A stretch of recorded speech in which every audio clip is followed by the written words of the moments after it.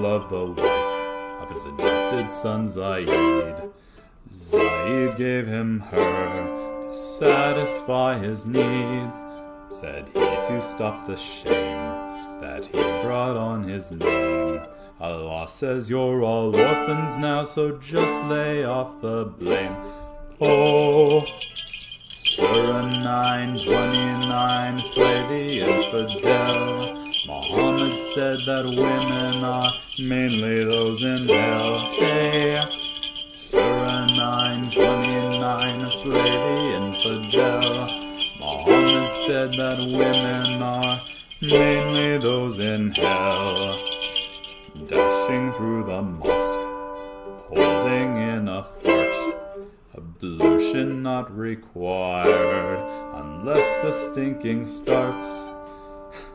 Well, at the morning prayer, I simply was not there. Shaitan, he peed in both my ears and made me unaware.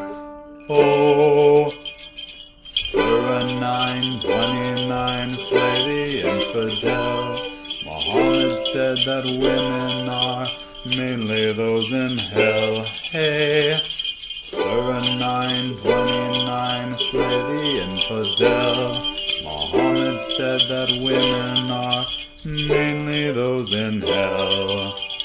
For Muslims of today, Allah's words are not so clear. Can't give a blank book, say, please write Quran in here. But isn't this the book that's supposed to save men's souls? It's just like Yasser Qadi said, the narrative has holes. Hey, Surah 9:29, slay the infidel. Muhammad said that women are mainly those in hell. Hey, Surah 9:29, slay the infidel. Muhammad said that women are mainly those in hell. Mainly those in hell.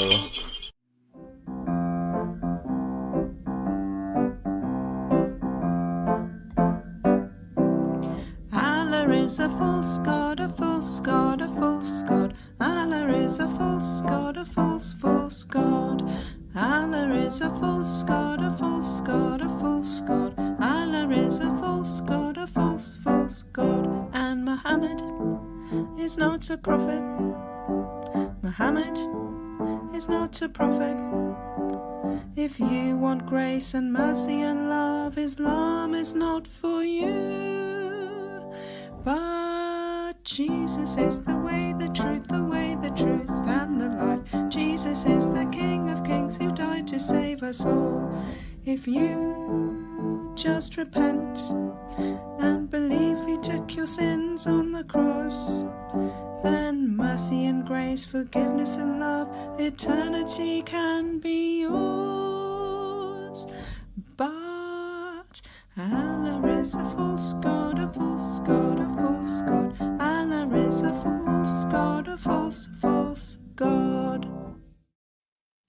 Hallelujah. Let Lord Jesus Christ shine forth. Good morning, good afternoon, good evening, wherever you are joining us. Welcome to Call In live stream to figure out where is this Muhammad, pieces, police, FBI, child protection be upon him is in the Bible. That's what we are going to do with your help. And I do have Adam Sika with me. Thank you very much, everyone who's joining on Adam's channel. Peace of Christ be with you, brother. Alhamdulillah, finding Mimo today.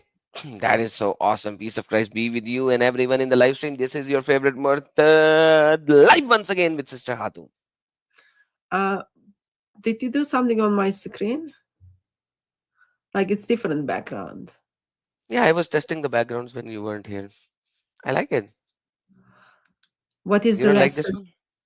What is the lesson? Never give Adam space.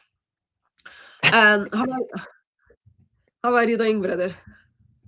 I am doing very well, thank you. You know, you were like a little late. I mean, you were right on time today. So Yeah, I so was that's here obviously not 5 being minutes on time. early.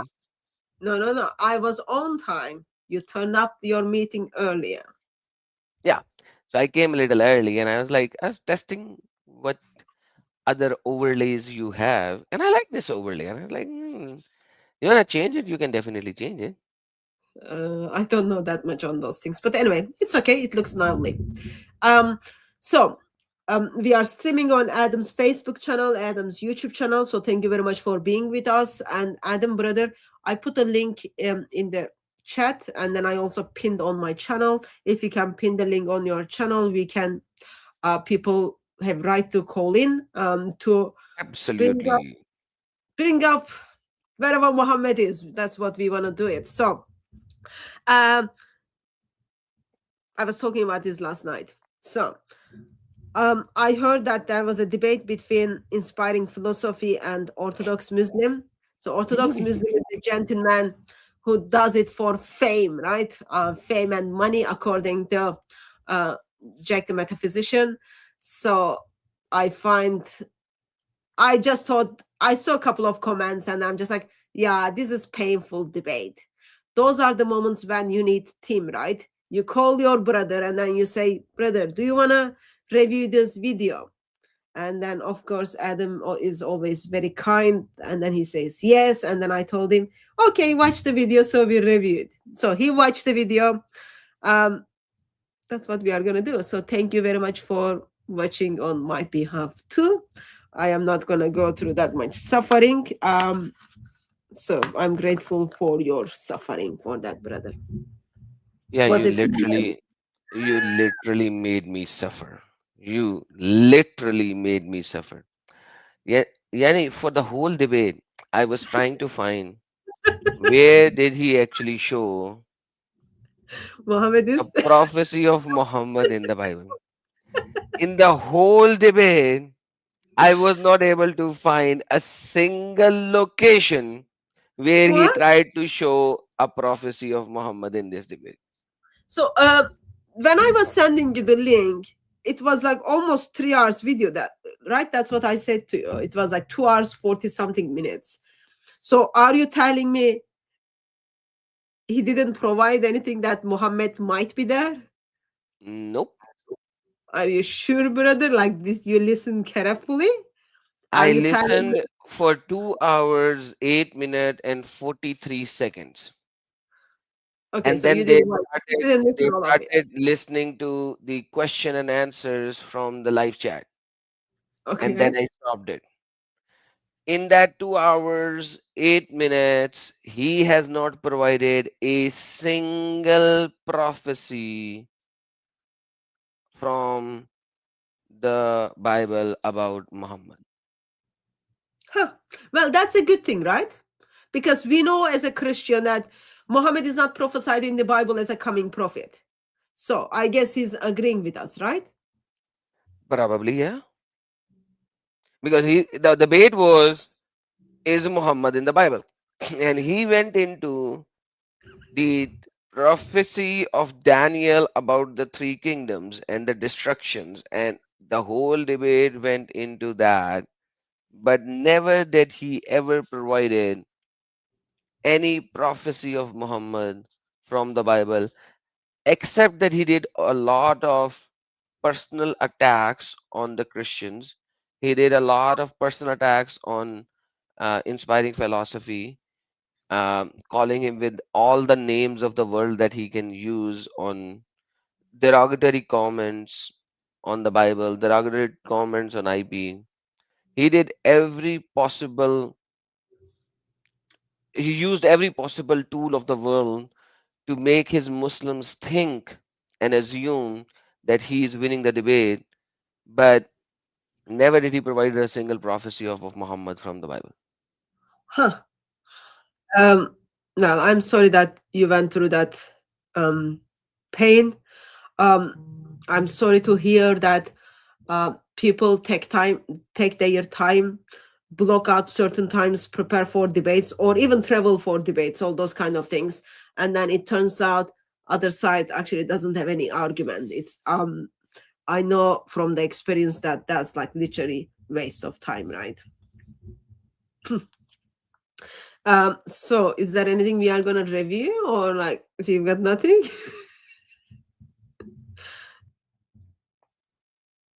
Adam is muted in the back. I don't know why.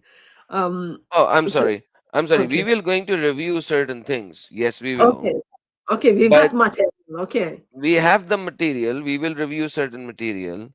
But we have to change the topic of the discussion because it has nothing to do with Muhammad in the Bible, even though this debate was about Muhammad in the Bible.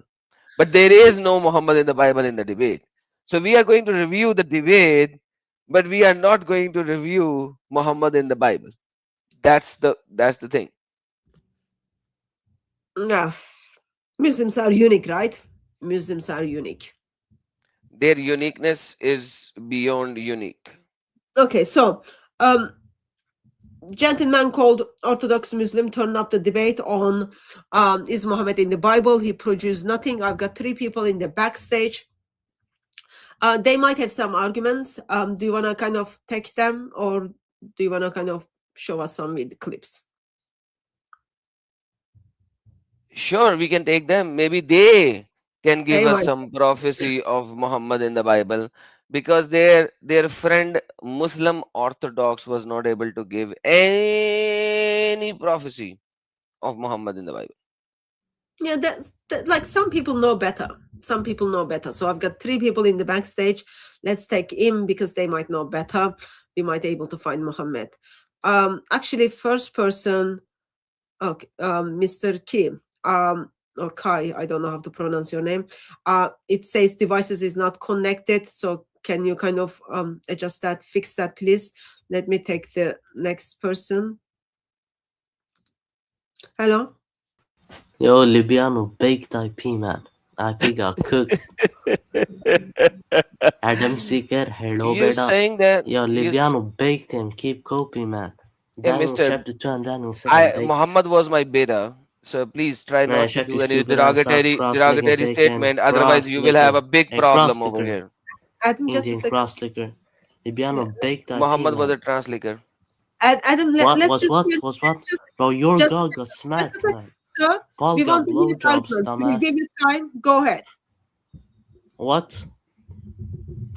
Where is Muhammad prophesied in the Bible? Yeah, as Libiano baked IP, and he said Daniel chapter 2 and Daniel 7. Because we know in 1453, the Ottoman Empire came in and took over the Roman Empire, as it says in history.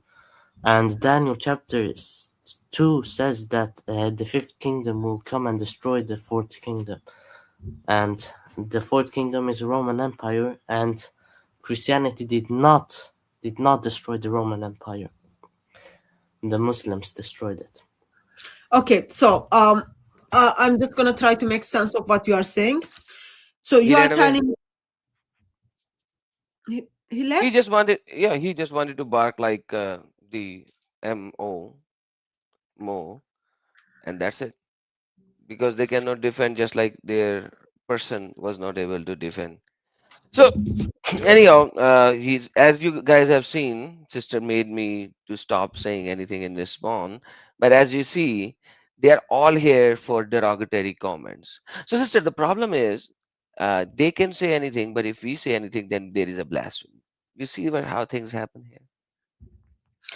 Yeah, I just wanted him to kind of pour his heart out, express his love to us, and then hopefully we were gonna get into the conversation. But yeah, so he just turned up with running shoes. Yeah. And So I've just sorry. let me play the respond, the last final respond between these two about this prophecy. So they are not talking about the prophecy of Muhammad. They are talking about the kingdom, four kingdoms and all, as you have seen. Okay, So now, yes, please. just a second. I've got someone in the backstage, sir or ma'am. You need to adjust your mic. It says devices is not connected. So once you adjust your mic, we will take you in. I'll give you a little bit time. If you don't know how to figure out, just leave and then come back. So yes, Adam Seeker, Daniel chapter 2. Help me to figure out the verse first. No, let's go to the response. So this is the rebuttal response. This is Okay. the final rebuttal response between IP and Orthodox Muslim. Okay. it's a pain to watch this debate, quite frankly. But as I was watching and we had to talk about this, and I knew that the IQ of these followers of Orthodox Muslim are at the same level of the room Cousin temperature, marriage. Cousin due marriage. to cousin marriages. So they are gonna bring up this as well, because I could see the live chat. These Muslims were just using the same terminology that he used. Oh, IP is big, the IP is big. Like really? So anyhow, this is the final response and argument between them, because this is very important. How Orthodox Muslims used some specific certain historians, and when it comes to, and he has no idea what methodology has been used to say that Islam finished Roman Empire, versus other scholars versus the Daniel prophecy. So once again, the most important thing is which prophecy, what is to be seen, what is it has been said, and now what is the parameter that OM is using. So let me just play that.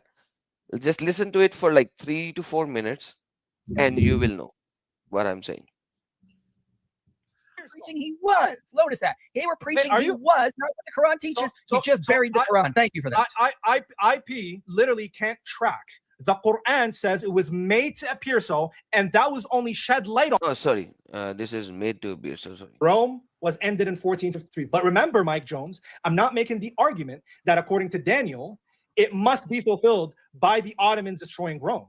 I don't even need that as a necessary condition, because all that Daniel needs is for Rome to be subjugated so much that Rome becomes not a world empire anymore. Okay, just pause for So me. let's go on that. So the Brother, let's just pause. Sorry, I need to understand. I didn't watch it. So they are talking about whether Muhammad is prophesied in the Bible or not. And he's talking about 1453, Ottomans destroyed Rome. Yes. So 1453, I am Turk. Okay. Last time when I checked, I'm still Turk. 1453, Istanbul is being taken over. Not Rome. Rome is in Italy, right? Yep. Yeah, 1453 is like, even every year in Turkey, like we've got whole celebration, it's bank holiday. So that's the time when Ottomans took over Turkey. Yeah. Okay, Rome is not Turkey. Rome is not in Turkey. Yeah, that was one of the argument of IP as well. Do you realize where Rome is and where Rome began from? So if Rome has to fall, Italy has to fall. Okay, And okay, I just wanted to get that. Okay, so we are in the same page. Okay.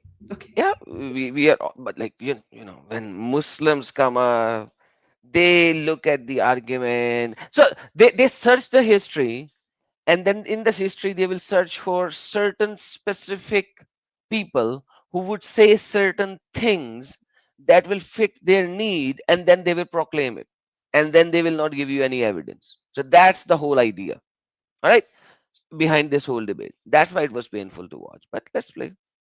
criteria now is what historians say. Are there any historians that specialize in Daniel that agree with your interpretation, Daniel? If they are now the criterion for determining truth, I guess we have to throw out your interpretation of Daniel then. Now this is very important point.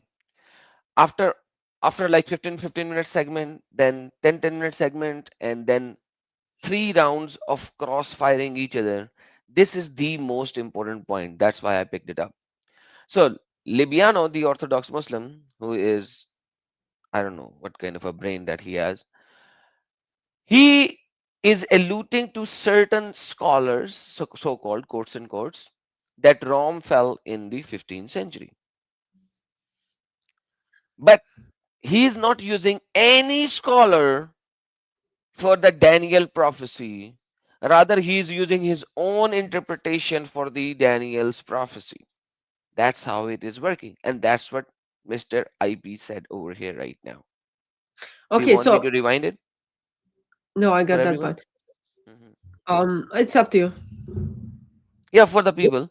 Maybe they, because like I just said it and I want them to see what IP said. Appreciate that. Okay, so again, Christianity on when that did the Roman Empire end and how do you know it was 1453? What metric? According to scholarship, it ended 1453. That's what So if mainstream historians scholars say. say so- I'm answering your question. Are you a historian, Mike Jones? No, neither are you. But go on. Oh, okay. That's exactly why we appeal to people who are experts, because we're not historians, right, Mike Jones? So according to mainstream historians, Rome was ended in 1453. But remember, Mike Jones, I'm not making the argument that according to Daniel, it must be fulfilled by the Ottomans destroying Rome. I don't even need that as a necessary condition, because all that Daniel needs is for Rome to be subjugated so much that Rome becomes not a world empire anymore. Got it. So let's go on that. So the criteria now is what historians say. Are there any historians that specialize in Daniel that agree with your interpretation of Daniel? If they are now the criterion for determining truth, I guess we have to throw out your interpretation of Daniel then. What's my interpretation of Daniel? You think the stone is Islam, and no historians I can find say that. Yeah, that's beautiful. That's a good question. So when I appeal to historians on a specific point, it doesn't mean that I must accept the historian on every point. Why? Because I'm locally justified. Even IP is laughing right now. I don't know how Muslims would see this debate, and then they say that, oh, IP is big. I have no idea how they actually can say such a thing, even in the live chat, because there were a lot of Muslims in the live chat, and they were saying stuff like that. How do you think, after this kind of a stupid rebuttal from OM, they can still think that? Okay, so practical questions. Yes. Where is it in the Quran it talks about Rome to be destroyed? They claim it should be in Surah Rome. Okay. Where is it in the Quran? The book of Daniel is identified as part of Torah or part of the Gospel? Oh, that's a very good question. Do you think there is a prophet Daniel in the Quran? I don't think it matters what I think or not, since I just find out like Rome is like Istanbul. That's like, And there is no someone is Daniel. rewriting. Yeah, someone is rewriting my history. Okay, so in the Surah room, let me find that Surah. But like when you say Daniel prophecy, the problem is even Prophet Daniel is not mentioned in the Quran. That's the problem. Yeah, it's not only that, like Torah and the Gospel. Torah and Yeah. the Gospel. Yeah, like And when- there was one time Allah talked about Zabur as well, which is Psalm. so here's the thing. He's like, I know I shouldn't be saying those things, like I really know. But when Muslim says my brother is in this for money and for fame, that's what they mean. As long as you give him platform with like big YouTubers, all these kind of things, yeah, we won the things. We are just awesome from now on. We know everything. Just like idiots. Hmm. Idiots. I am out of kindness. I am looking at the Surah 30. Alif Lam Brother, Mim. not that part. The part Oh. they are saying they are going to destroy. غُلِبَتِ الرُّومُ. And the Rome. Achha, by the way, but the beautiful part is, it actually says غُلِبَتِ الرُّومُ, but they translate it, and the Byzantines has been defeated. By the way, it's a past tense. That's one of the beauty of this verse. You know, the Arabic is saying غُلِبَتِ الرُّومُ. Romans have been defeated, or Rome has been defeated. But the translation says the Byzantines has been defeated. Do you know why they would actually change this word from Rome to Byzantine? Because Allah messed up. Muslims thought, yeah, let's correct this. Because they know there is no Roman Empire at this moment in the 7th century. By the way, he's saying, Om is saying that there was a Roman Empire till the 15th century, but in reality, there was no Roman Empire. It was the Byzantine Empire. Anyhow, Okay. this is Surah Rome. Yeah, so I've got on this site, if you go to Pictal translation, Hmm. Al Hilali Khan translation, Mustafa Khattab translation, it tells us the Romans have been defeated. The Oh. Romans have been defeated. So, all first verse is this magical. Go to verse 1. So, verse 1 is those magical words like Alif, Lam, Mim, blah, blah, blah, chua, chua, chua. And then Huh? second Huh? verse is Oh, wait, wait, wait, wait, wait, wait. Hold on, hold on, hold on, hold on, second hold verse. on, hold on, hold on, hold on, hold on. Oh, what did you just say after meme? I don't know. I was just like saying the things like You said chua say, chua chua, right? yeah, something like that, like saying things like just okay, like blah You blah know, blah. you know, chua means mouse in Urdu. Oh no, I didn't know that. But anyway, I didn't know that. I was just like blah blah blah. Okay. Okay. So verse 2. The Romans have been defeated. The Romans have been defeated. Yeah, The Romans have been defeated. Three translation. Only one of translation Adam Sika has says Byzantines. that's And then Sahih International. and the verse 3. In the nearest land, but they, after they defeat, will overcome Or within will be the victorious. within 3 years to 9 years. The whole matter rests with Allah before and after victory. And on that day, the believers will rejoice. Okay, Hatun needs help right now. Brother, Yes. so they will be defeated when? They have already been defeated. It's a past tense. Go to verse 4. Then Allah, they Allah, will, they will, but they will be victorious. So if they are defeated, they'll be victorious again yeah. within 3 to 9 years. وَبُغْضَ سَنَيْنِ, within 10 years. That's right. It should be. Allah is the command in the former case and in the later, and that the believer will rejoice.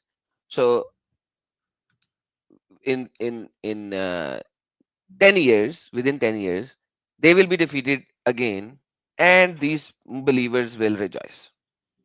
Okay, so Ottomans took over Istanbul, Constantinople, in 1453. And Surah Rum is supposedly talking in the 7th century. So Allah's prophecy is apparently late by 7th century. 900 years. Se- 700 years, sorry. 700 700. years. So His, so Allah is running behind for 700 years.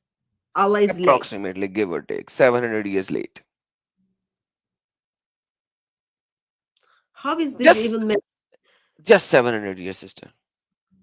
how is this Just. even make sense that someone turns up the debate with this argument? Actually, IP did not go over here. That is something that I think IP missed, because the problem is that IP is far more educated, had far more knowledge. So he was looking for how and when Roman Empire was defeated in essence and what is defeat in reality. So he was looking at how the interpretation of the defeat of Roman is being stated. Because if you look at when the Romans were defeated on the internet, the journal comment that you will receive, or journal statement from all most of the scholars you will receive, is 472 or 476. Why? Because that is when the actual Roman Empire was defeated, and it was made into multiple parts, and one of the part was the southern Eastern Roman Empire, which is then called the Byzantine Empire. So September 4th, 476 is the date when the Roman Empire was actually defeated, and then it had only the eastern part, which is now being called Byzantine Empire. So the whole idea is that in the debate, uh, OM actually tried to show that Roman Empire was one of the biggest empire. It overtook the whole world, and he showed some maps of the Roman Empire in completeness, in essence, in completeness. And then he went into this argument. Now, IP being, if I think sometimes when you have far more knowledge and the opponent is in an IQ of a room temperature in centigrades, not even in Fahrenheit, you have to dumb yourself down a little, which IP was not able to.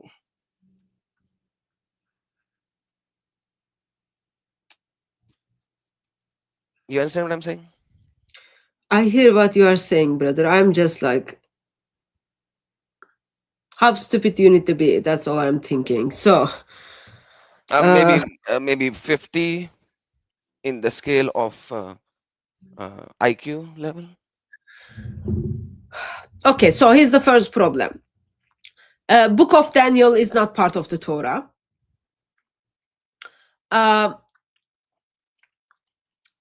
So Muslim is making a case Muhammad is mentioned in the Bible because Ottomans took over Constantinople in 1453. Surah 30 verse 1 to 4 talks about these defeats towards Romans is gonna be within few years, and then there will be another defeat. And between 1453 to, let's say, 632, there is over 700 years gap. So either Muslim is making a case that Allah is so fat, running behind of everything, he's so slow, he's trying to catch up with 7 years of gap. 700, sorry, sister. 700. Yeah, 700 years of gap. Or he's just saying like, I need help, I don't know anything, I need help, I don't know anything. Exactly. But Orthodox Muslim knows, right? He knows because the historian said that, and he is not going to use any criteria of the historian. So I would say if you do not know what parameters you use, just like IP said, then you have to use historian for both of your stuff, for the prophecy of the Daniel and for the prophecy and for the, like, you have to use the same method. You cannot use one thing at one location and the other thing at the other location. This is not how it works. Either substantify your statement with evidence and the criteria, so that the prophecy of Daniel should be looked at the same criteria that you are using for the defeat of Romans. Or okay, so how is this, let's say, sake of the argument, there's a prophecy is talking about this, sake of the argument, how this is proofs that Muhammad is in the Bible? like I said before, they never spoke about any prophecy of Muhammad in the Bible in the whole debate. So I don't know how I can, I wanted to change the title of this video, because when you sent me the video, I watched it really late. It was really late for me at night when I finished watching it. And then I didn't want to text you anything at that time, because like there is, like, he never spoke about any prophecy of Muhammad. I'm sorry, I can't do much about it. So is the idea, okay, because the book of Daniel is talking about this, there, and then Quran is talking about this, Muhammad must be prophet because Islam fulfilled this, which something was not noble to the normal person. Therefore, God spoke to Muhammad and then revealed this information. And over 700 years later, it's been fulfilled. Is that the argument? The argument is that this is the nation that God raised up.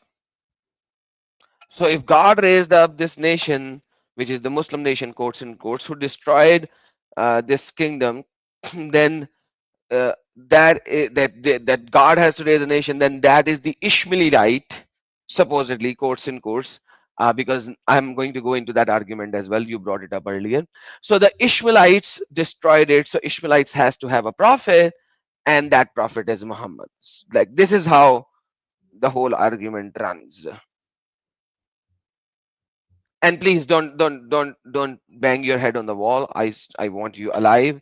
I know this is the most dumbest argument in the history of dumbest arguments, but please do not because the Jibril will not come to you and tell you that you are the prophetess of Allah. Do not commit suicide. So I have to say that apparently over here. So Okay, let's take the caller, brother. There's someone, two people in the backstage. all right. Hello. Hello, everyone. Hope you well. Hi there. Hello, sir. Who are you? Are you Muslim? Are you Christian? I'm a Christian. Can you tell us Muhammad is false prophet, Jesus Christ is the eternal Son of the Father? Muhammad is a false prophet from Satan, and Jesus is the eternal Son of the Father. Okay, so we are reviewing the debate. We were actually trying, it hasn't been successful, reviewing the debate called Is Muhammad in the Bible between IP and Orthodox Muslim? What are your thoughts? Yeah, I watched it yesterday. I caught up with a lot of it, and as Brother Adam says, it was painful because I thought, because I've heard this rhetoric from Muslims loads of times that Muhammad's prophesied in the Bible, but they got on to the Roman Empire, and I was thinking, it's a shame that it went off topic because I was hoping to hear something that I had never heard before. And then when they got into Daniel, I mean, something very, just my take, something very unique is about Daniel, because in the Bible, there's a lot of foreshadowing that goes on. And you have, for example, Joseph, who was not, of course, king of Egypt, but he was the top guy in Egypt running the government, so to speak. What we have with Daniel is a foreshadowing whereby he was a very unique prophet because he was the top guy in the government of two empires. So, of course, he was the top guy in the Babylonian Empire under Nebuchadnezzar, and also he was the top guy of the Persian Empire under King Cyrus. So what we have is a foreshadowing, and I wanted Mike to sort of relay this a little bit because it's obvious that the prophecy in Daniel is about Christianity, which was the official religion of both the Roman Empire, and it crossed over then later into the British Empire. And that's why it's a foreshadowing of Daniel, who oversaw two empires, as did Christianity, the Roman Empire, which was the biggest at that time. And then you had the British Empire, which was even bigger than the Roman Empire. And it's a foreshadowing of what Daniel is presenting. And it's definitely not Islam. I was trying to be courteous to Libiano, but it's definitely not even the Islamic Empire, because in 1922, the British Empire defeated the Ottoman Empire and brought it to an end. So it finished as in terms of an empire. So it's definitely not that. And you can see that Mike hasn't spent, bless him, enough time debating Muslims because they do underhand techniques. As Adam said, they'll use a scholar to defend one part of it, that Jesus prophesied Ahmed would come afterwards, but then won't use the same scholar who would depict what Daniel actually means. So just Mike hasn't had enough time whereby they just pick and choose, you see, because Mike's of a high caliber where he debates scholars who, let's say, play by the rules. But we know that Muslims pick and choose as they need to, which is unfortunate. And you just need to play them back at their own game, unfortunately. But yeah, no Muhammad was depicted anywhere in the Bible, unfortunately. I'll finish with this. I thought that Libiana was gearing up to show clear evidence because, Adam, you saw this. Initially, he was showing prophecies from Matthew, a few of them whereby some looked really strong and some looked, let's say, weaker. Some was a full sentence of prophecy. Some was just half a sentence of prophecy. So I'm like, okay, I can go with you on that, but then didn't show Muhammad in any way other than in the Songs of Solomon, that one word, he is altogether lovely, then means that is the Prophet Muhammad written about in a love story between a man and a woman, which Mike he shouldn't have let that go. He kind of accepted. He did say, "Yeah, I can accept that as being a typology, and that's wrong. You shouldn't have one word which means Muhammad, and it doesn't even." So that was a little bit unfortunate. So that's not unfortunate. That was not even his base case. So that is why I wasn't even. So that wasn't even his base case. He was saying in a rhetorical manner that you as a Christian uses certain verses of Matthew, even Matthew is using it from the Old Testament in a typological form or manner. And then he brought up this Songs of Solomon, but he did not say this is where Muhammad is. He knew the problem over there, so he did not even made its case over there. That was just a flow in his first 15 minutes rhetorical stupidity.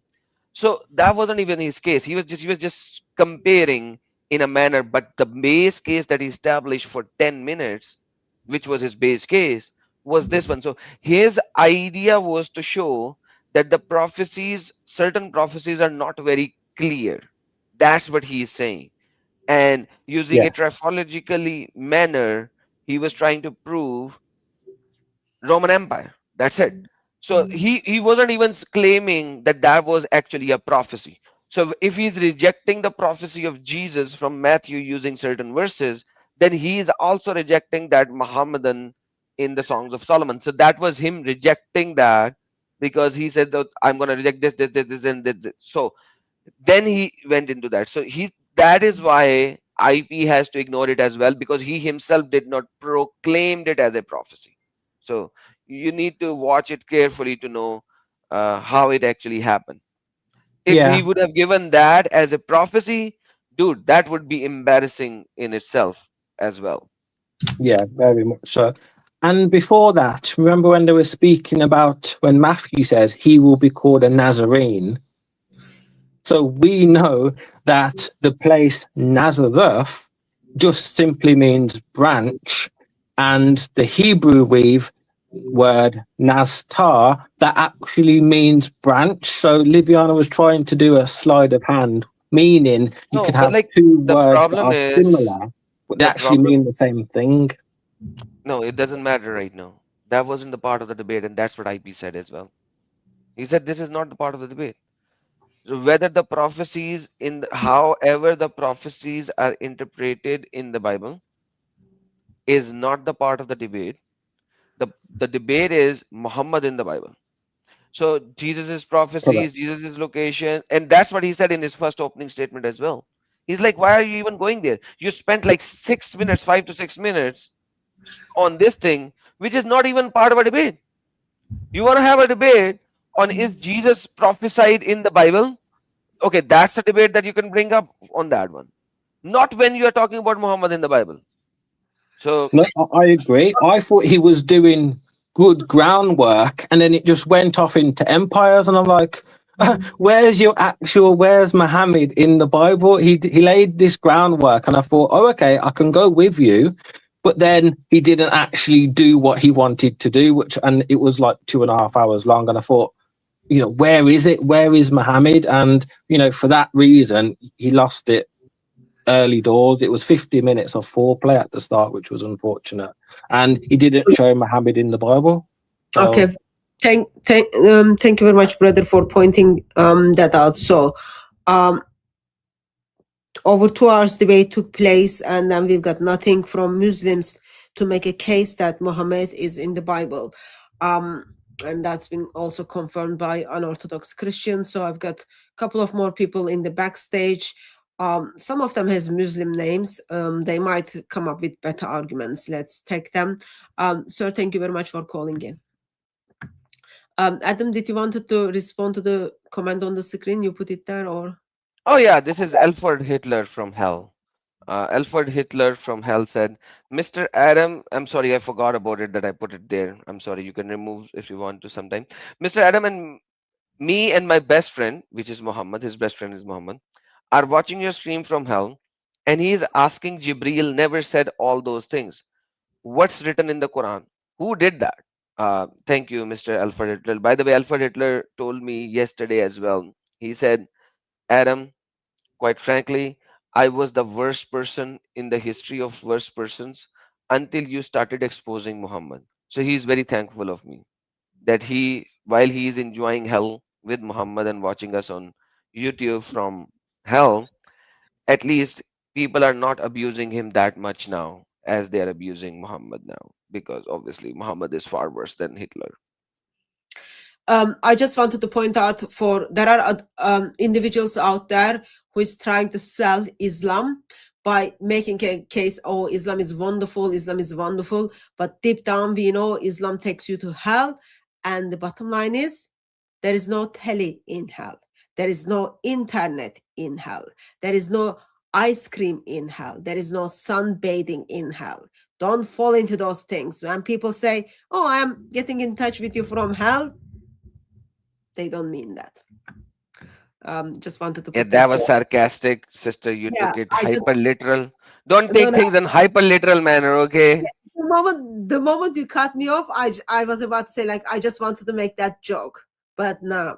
Okay, Ah, so you make a joke so seriously that nobody understands it's a joke. You have to smile and laugh to tell us it's a joke, sister. okay, brother, I'll give you warnings before I make jokes from now on. Okay, let me take the next person. Actually, let's focus. Yes, please. Hello, Hello, am I audible? sound check, sir. Let's adjust your sound. Am I audible? Can you hear me? Your sound is funny. I don't know what is the term. It's not as clear as it's supposed to be. How He about now? actually moved his mic 200%. So when this happens, the mic cannot sustain that. So I've made it automatic. So speak a sentence, full sentence. Okay, how about now? Is it okay? Much better. Much better, okay. Sir, are you Muslim? Are you Christian? I'm a Muslim. I have talked a couple of times with Adam Yeah. Seeker. I think he remembers me. Okay, sir. Okay. So Mr. Muslim, where is it Muhammad mentioned in the Bible? Hello. Mr. Muslim? Hello. Can you hear me? We can hear you. Can you hear me No, now? we can hear you. Where is it Muhammad mentioned in the Bible? Because it is mentioned like as an example, Matthew 22. It is talking about the prophet who come after temple destruction, 70 AD. Right? Matthew, where is it? Matthew? Matthew 21 and 22. Matthew 22, I think. You think Let's Matthew go to- 22? Which verse? Yeah. It is talking about the Which Gentile verse? prophet. Listen to me. Which verse?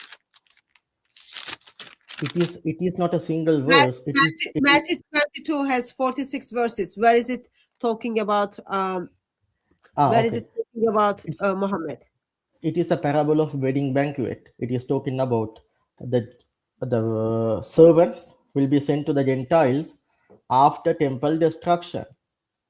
So Muhammad is the only fit for that one, right? So Muhammad was the only fit for them, and he came 600 years and not even in or during around the temple. Okay, then who came after the temple? So now you are telling. So Adam, don't Hey, laugh, listen, don't listen, laugh. listen, Okay, listen, listen, now, listen. okay, now, Wait, now tell first, me. listen. Okay, Read the okay. parable of the temple. Read the parable. Oh, that's I wrote it. It is talking about. No, read it. The, Read it. Read it. Let's put it on the screen, brother. yeah, let me put it just on the put it screen. Put it on the screen. Okay, yeah. Put it Let's on the screen. decode. Let's decode word by word. Then explain. Sir, shush. Okay. Okay, I'll give you time to speak. Okay. Go ahead. Yeah. Please read and then make your case. That's why I said it is talking about kingdom Just of read heaven. it. Sir, move your lips and then read the verse on the screen. Thank you. Okay. Jesus spoke to them in parables, saying, "Kingdom of heaven is like a king who prepared a wedding banquet for his son. He sent his servants to those who had been invited to the banquet to tell them to come, but they refused to come." So here, the king is the God. Servants are the prophet. Prophet And going who's to the who? son? Who's the son then? No, the sun has not a meaning. It is not No, hyperliteral you sense. said, listen. You said two things. You interpreted two things. You interpreted Mm, servants, mm, you mm, interpreted king. mm, But why did you not interpret it son? So if there is servants who are the prophets and the king okay. is the God, then there Mm. has to be a son as well because the parable has to be completed.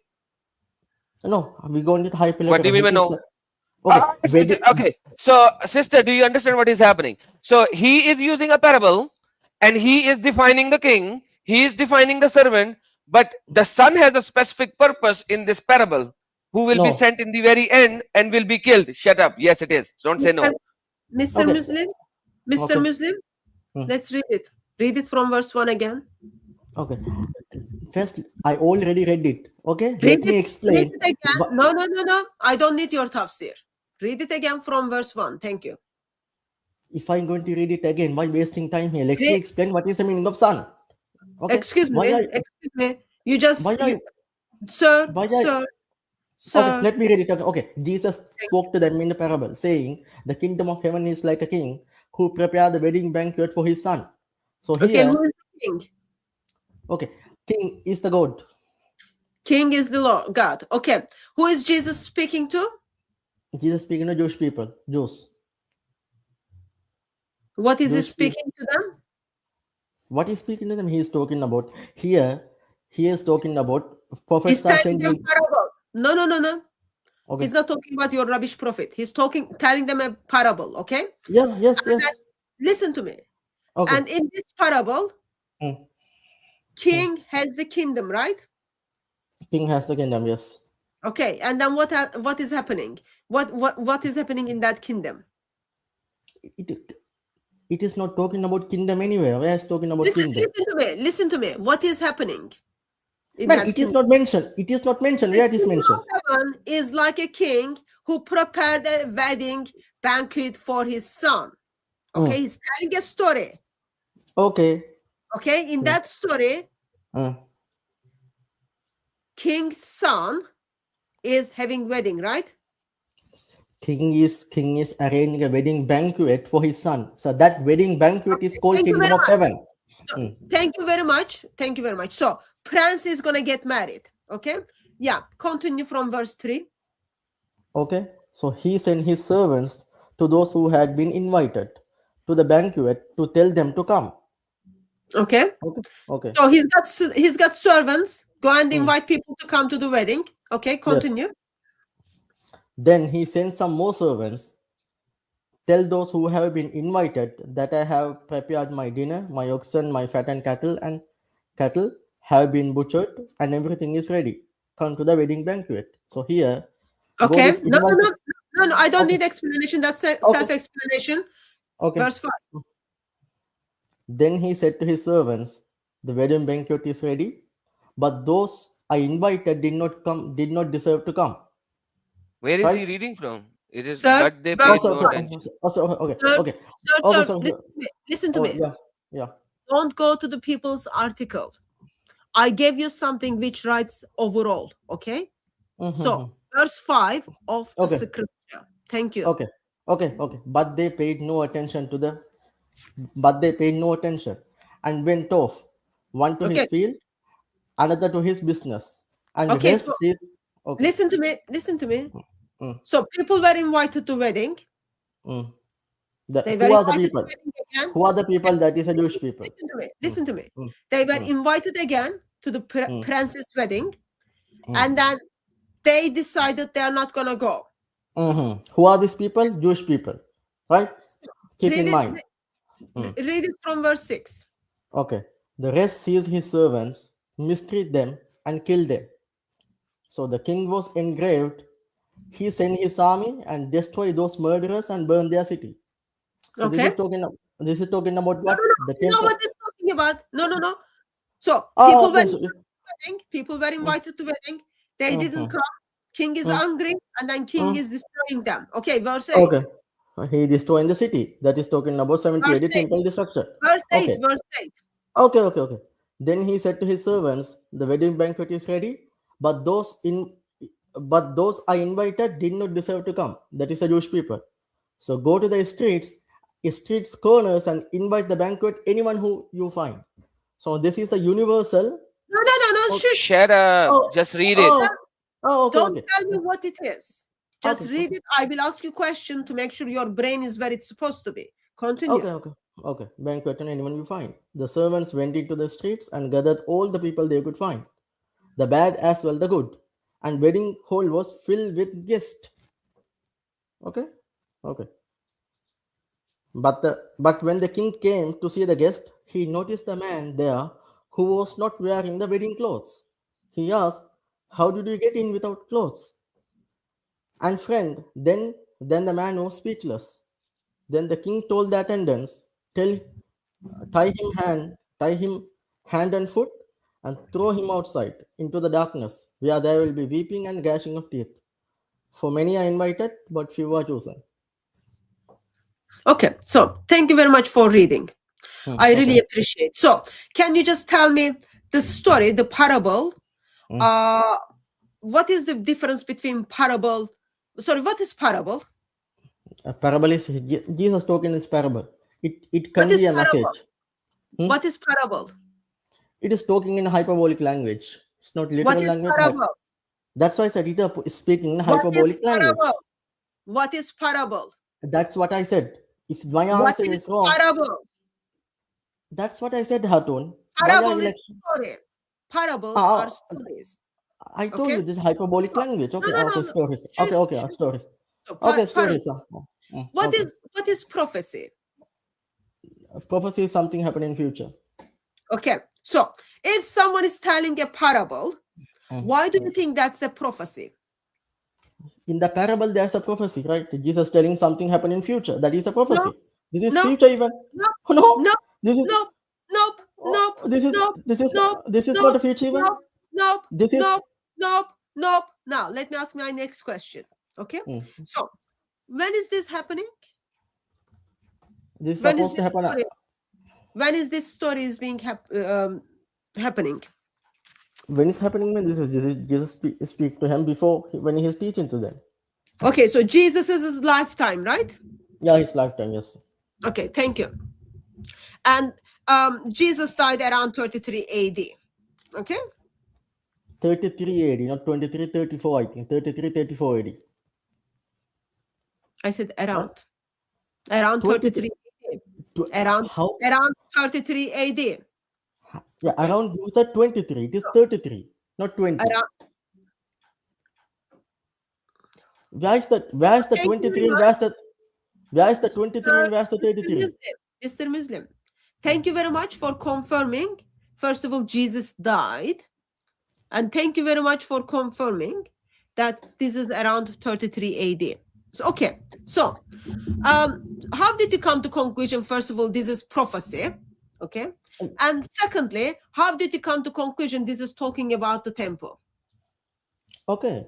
Because this is a prophecy. When any prophet talking about future event, that is a prophecy. Shush. You just told me, we just agreed that this is parable. Okay. How did you come to conclusion this parable is talking about temple? How did you come to conclusion this parable is talking about Muhammad? Okay, that's what I'm telling here. You don't let me speak. I'm telling here within this parable there's a prophecy. Prophecy is some prophet when he talk about future event. Any prophet who talking about future event, that is a prophecy. Right? So when Jesus talking about future event, that is a prophecy. Because it should happen. Jesus is telling a parable. Yeah, parable is a story. No, it's not past tense. When he talking about future, that is a prophecy. Jesus telling a story about the future. Adam, brother. Oh, you're going to give me. Adam, you're going to give me out now. Yes.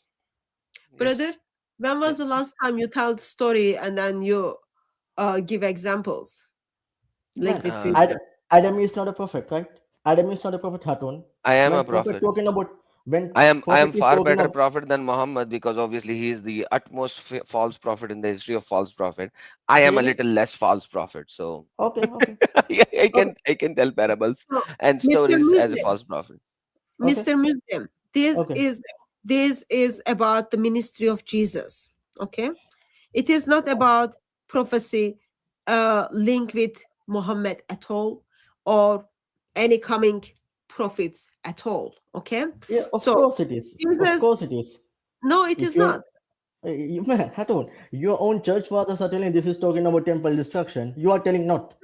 Should I go to you or should I go to your church fathers? Right? You are more You should knowledgeable believe than in your the church Bible. fathers. You Huh? should believe in the Bible. You should believe in the Bible. So Well, your explanation is and terrible, right? This is you don't understand what is a prophecy. How can Hey, I talk to Fazal, you? Mr. Mm, Fazal, do you yeah. know that Mm, mm, we don't believe that Christian ladies are half-brained? hmm? We don't believe that Christian ladies are half-brained. No, We I actually believe, no, okay. I just hold believe. on. Just Okay, shut up, please. okay, We fine. believe that they have the same brain Mm, as any man. So when okay. you speak with Sister Hatun, Mm, when she's allowing you to finish your sentence, mm. you should allow her to finish her sentences as well. Of course, of course, of course. But Sure. this, of course, is not happening. I can't see this, of course, happening. Oh, sorry, sorry, Number sorry one. for that one. Go ahead, Number go one. ahead. Number two. I will. Number two. When she asks you something, you actually point out a verse and answer that, because this is something that Jesus is describing, and he is describing as a story. He does not say over here when this happened and this will happen in this future in that way. So he's describing his own prophecy. That is the son, which you missed that very conveniently. This kingdom of heaven is like the king who prepared the banquet for his son, and that banquet is the God and the Son. You are missing that. You are interpreting all the servants to be the prophets, which you have to explain that all of these servants and who they are calling are prophets. None of them are anything other than prophets. You have to prove that with substantial evidence, because this is not that you can prove from the Bible.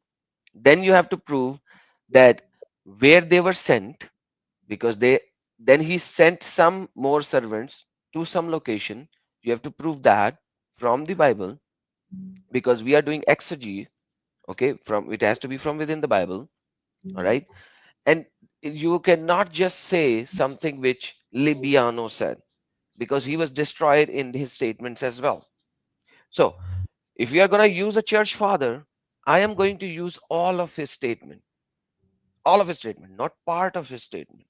So make sure, if you want to use a church father, you can tell me the church father. I will show you his statement, and you will going to acknowledge and accept every single thing that he said about this banquet feast. Why?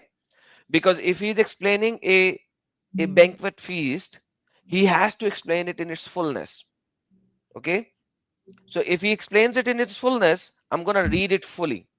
So even though sister said stick to the Bible, I myself will going to give you leverage that you can use a church father if you want to, but you have to use it fully, not partially. I will not give you partial statement of the church father. Yes, I will give you full statement of a church father. Okay. Now, mic is yours. You want to go to the route of the biblical manner of doing exegy from the Bible? You can do that. You want to use a church father? Give me the name of the church father, link of that, not an article by the Muslim, and I will read that whole church father interpretation. And trust me, you will lose over there very badly as well. Mike is yours. Okay. So Adam, okay, the point is very clear. Okay. Now when Hatun is going to explain that one, Hatun has to explain in a way it makes sense. Hatun is So, doing, brother, Hatun is doing okay. exegy, and she's not I, explaining it. She is oh, asking you to mm, explain it from the Bible. She isn't even explaining yet. I have not okay. seen her explaining. So your IQ has to be above the room temperature to understand what she is saying. Like I said, she's not naqsul aql. She doesn't have a half brain or a bad brain. She has a full brain, and I can see what she's saying. She hasn't explained it yet. So please do not use rhetorical comments on her. Please explain this from the Bible by giving different biblical verses, or if you want to use church father, the private chat is there. Send me the link. We will both read the church father as well. Okay. Okay. Oh, okay. Let me explain that one. My explanation is very simple. Okay. So God is inviting people to the My wedding, friend, wedding my feast. friend, did I ask you for your interpretation? Like, did you listen to what I said? I never asked you for your interpretation. I said you can either do exegy, which means use the verse of the Bibles on other location, connect them with this verse. This is called exegy. the biblical. This is a way of understanding the Bible. Very common, and it is there. I never ask you your interpretation. Who are you to make an interpretation? Either do the interpretation from the Bible by using other verses as parallels, or or you can actually do a church father like you were saying. I'm giving you this leverage. Even the sister Hatun didn't do that. Adam. Okay, Adam. Okay, now if you are going to do exegy, then show me how to do the exegy. Now, can you explain the parable for me? Because sister already Okay, told you okay, this is a story, a parable. Now you are going to bring Muhammad in. That's where we are actually looking for. Because if somebody is explaining as a son to his father, he is proclaiming himself, he's talking about himself, right? Because the king is the father, he is the son. We are at Matthew 22. You have many passages before where Jesus is proclaimed to be the son. So you don't have to stick over here to see who Jesus is in this wedding feast. So that is 22nd chapter of Matthew, not the first chapter. Okay. So now going back to this, do you believe Allah can be stated as father and Jesus can be stated as son? okay. So here point is, okay, Adam. Okay, if my explanation is wrong, give me your explanation, because No, you don't your even explain explanation us. has to have some substantial evidence. Otherwise, you are just saying things out of fly, and I don't have to respond to something which is on the fly. So Ah, either provide the evidence of your statement which follows this whole story, and then we can work on that doing exegy or a church father. Yeah, my friend, you came here, you spoke with about the church father. Okay, bring me a church father who explains this whole story. We'll read it. okay, okay. Now, Adam. Now, first of all, okay. Now, when it comes to parable, we don't go to other verses. Our common sense is more than enough to Okay, understand no, the no, there parable. is nothing called So, that. there's Okay, nothing so called common common sense. sense. Listen, If you you said don't common sense. If you In don't go to other things because you are reading parable, why do you go to church fathers? Point one. Point two, why are you so afraid to answer the very basic question? This servant is following a king and his son, okay, doing something for them. Adam asked you a very basic question. You don't even need to use brain to answer that question. Okay, what should I answer? What should I If answer? this servant is about Muhammad, is Yeah. Muhammad saying king has his eternal son? That's very basic question Adam is asking. You cried out, church father, church father, church father. How many times Adam asked you, put the link in the chat so he's gonna read it? Like, why is it so, like, seriously, which part of your body are you thinking? Man, It okay, I doesn't can. have to be that difficult. Put the link in the private chat. Adam is gonna read it. Adam is much generous than me. Come on, Okay, like, pull okay, yourself together, cover yourself up, get on with business. okay, okay. Give me some time. I will put the link in the chat. Okay, this talking Okay, about take your temple time. destruction. Take your time. Okay, Take your okay, before. time. Mute yourself. Okay, Take your time. We'll talk with somebody else, and we will wait for you once you put the link in. And by the way, remember, I don't want to read a Muslim article. I want to read the church father oh yeah, of course. It's statements such. I from there. thought Yes. church Yeah. father is not a Okay. Muslim, right? Let me Okay, with the sir. church father. Sir, when you are ready, put the link in the chat. We will take you in. Okay, once we Okay, finish with the conversation. Okay. So now, Adam, brother, I need a little Yes, bit help sister. here. Yes, This sister. is just for the audience. Okay. Hmm. So we are looking at a parable. Okay. Yes. King has a son, and there's a wedding feast for the son. Servant is going Absolutely. out inviting people. People are not going. Servant is going out inviting people again. People are not coming. And then what does king do? King says, this invitation open to everyone, bring everyone. And then Hmm. someone turns up without the right outfit, who is not belong to the wedding. And then that man is being thrown out, simply coming to the wedding without the proper dress, right? So essentials, people. Don't fall into these idiot Muslims who don't even use their brain to think. What is the key topics? Judgment. There is a judgment for unfaithful Israel. Okay? An invitation to come to the kingdom is for all. Hmm. Okay? Absolutely. That's what it is. That's what it is. So if anyone is forcing Muhammad in it, Adam point out that king must have a son. Adam a Muslim point out, the son dies, right? The very thing Islam stands up to be against it. Absolutely. I don't understand how Muslims are telling me, okay, this is happening after temple is being destroyed, and then Muhammad comes. Like, think even without your brain. What is the year temple get destroyed? 70 AD. When is the year this idiot prophet Muhammad stepped into the world? Almost 600 years after that. Yeah. Like, seriously. By the way, you do realize that one of the beautiful things that Orthodox Muslim actually said was that disciple did not know that Jesus was not crucified. Do you know that? Disciples didn't know Jesus wasn't crucified? Yeah. So when Allah made a shubha, so disciple was also in that makar of Allah, in that plotting of Allah, scheming of Allah, in that deception of Allah. So disciples also got deceived by Allah.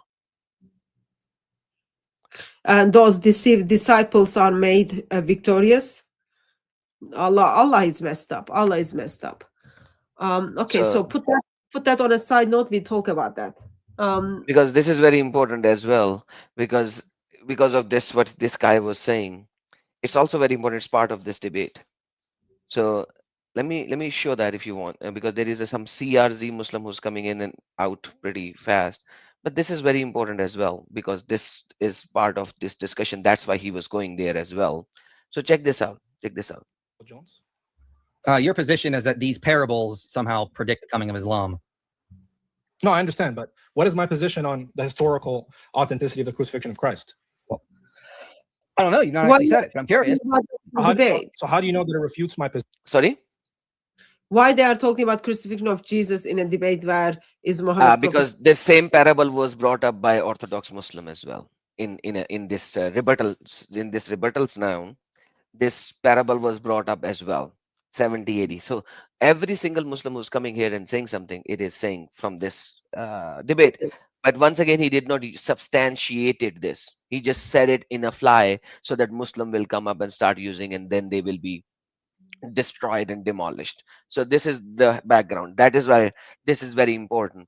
This Muslim who was here was saying everything which is actually part of this debate. So that is why this crucifixion came up, because this is the same parable that he spoke, and he said after 70 AD only Muhammad came, and then he just flew into the crucifixion. So that is why, like, he gave this, but he did not establish it. So that's the point. But like, look what happens afterwards, because that is the son who's being crucified. Position, if you don't know my position. Well, then tell me your position instead of just not saying it. Oh, beautiful. So you don't know. All right. So Jesus was, so you said Jesus was historically crucified and died. My position is that's exactly what the Quran says in terms of the historical context. There's two claims the Quran makes. It makes a historical natural claim and a supernatural claim. The historical claim is that according to the attestation, people would have said Jesus died. But supernaturally, he didn't actually die, but he was raised. That's why the Quran says it was made to appear so. Now, Michael Jones, if the Quran says God made it appear ad hoc, but okay, that's just ad hoc. If the Quran, you asked for my position, you said this contradicts my position. Ad hoc so position. You can hold to it. All right, so let's see if it contradicts. You said it contradicts, Mike. Don't run. The Quran saying it seemed to appear so. Would we expect anybody to say that he wasn't crucified? The Quran said God made it appear so. We would say that again. That doesn't make sense. If the Quran, open up your ears. If the Quran says God made it appear so, do we expect any attestation to say otherwise? To say that he wasn't? Yeah, absolutely. His disciples were to report it. Yeah, his disciples were there, and it was made to appear so. Are you stupid? So his disciples didn't know the truth. They weren't actually teaching Islam. They were teaching Christianity. Great. That's great. Hold on.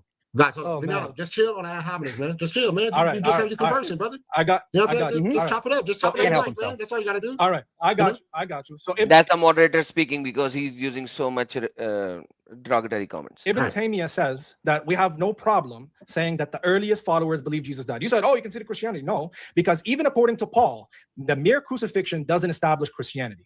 Christianity necessitates crucifixion. Crucifixion doesn't necessitate Christianity. So again, if God made it appear so, do we expect any attestation to say otherwise?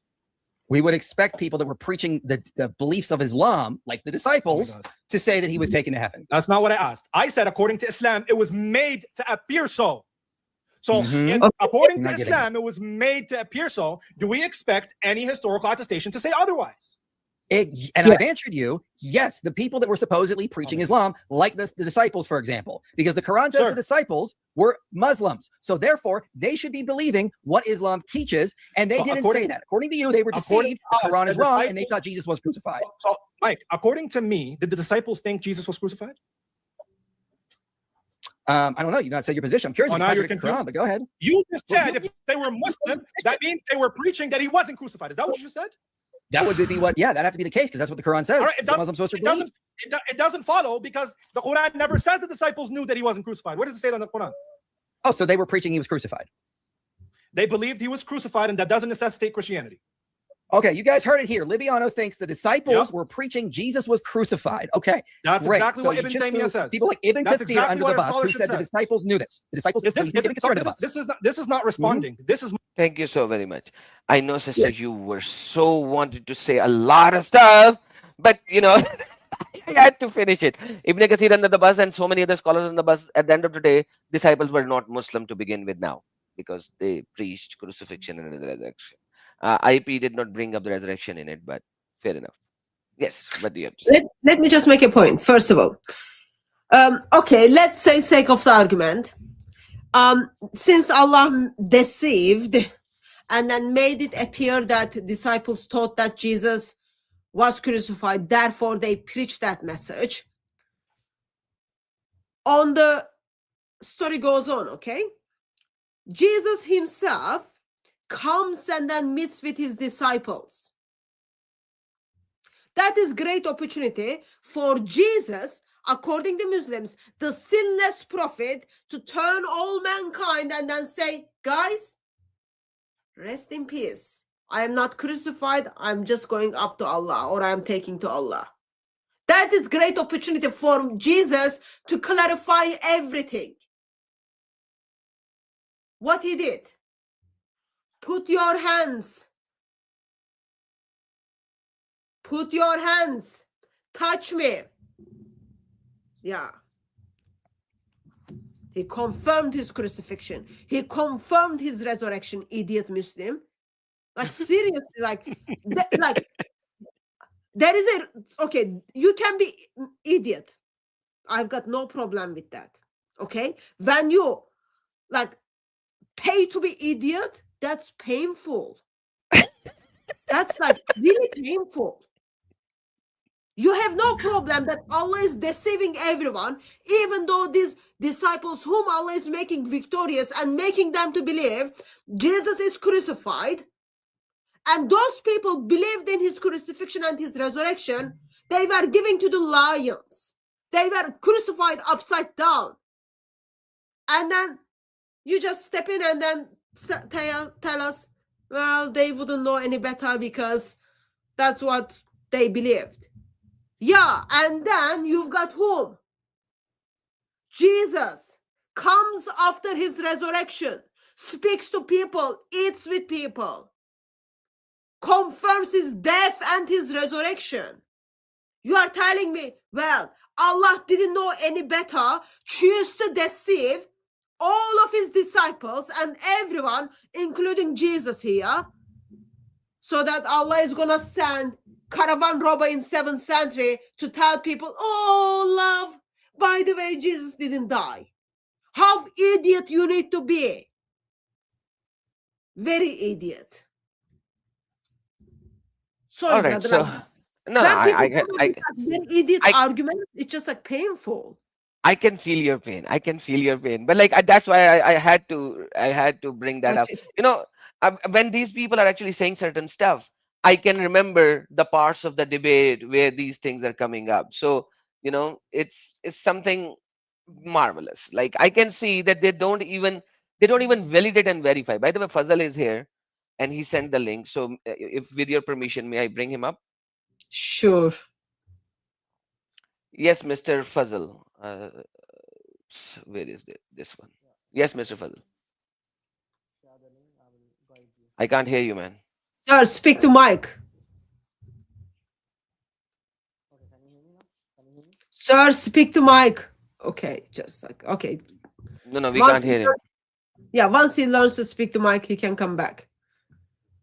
No, he brought me the link. So I really, Yeah, but really want to talk. but he needs to fix his mic. Yeah.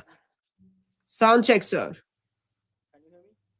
Sound check. Muhammad is false prophet. Don't be like him. Yeah, I can't hear you, sir. Adjust your mic. Okay, keep him there and let's bring the other guy as well. Yeah, So he's that, you mean put him on the stage?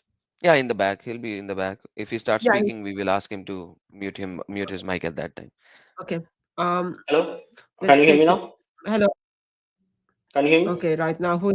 I Yeah, don't know we who. can hear him now. No, it's Fazal. It's Okay. Fazal. Yes, Mr. Okay. Fazal, we can hear you now. Okay, I'm Okay, gonna good. remove the. I'm gonna remove other person to the backstage again. Sorry. All right. So you sent me the link. Let me open the link for you. I love when the people bring in the church fathers. All right. This is the link that you actually sent me. And let's Okay, go just to the, I think go to the verse 14. okay, wait. Why should I like? Remember, I told you when I am going to read, I'm going to read everything that the church father says because the parables. Yeah. All right, Okay. this is I think, which father do you like? The 1849 father of George no, Lee first, or the John Chrysostom? Which father do you like? okay. Which one Go do to you the like, verse, yeah, go to the my verse friend? 7. You have to, No, yeah, I you will have to go go. to the verse 7 when I read the parable from the beginning. Do you understand what I'm saying? I told you Okay, I'm okay. going to take and Uh, acknowledge everything that the church father has said for the parable. okay.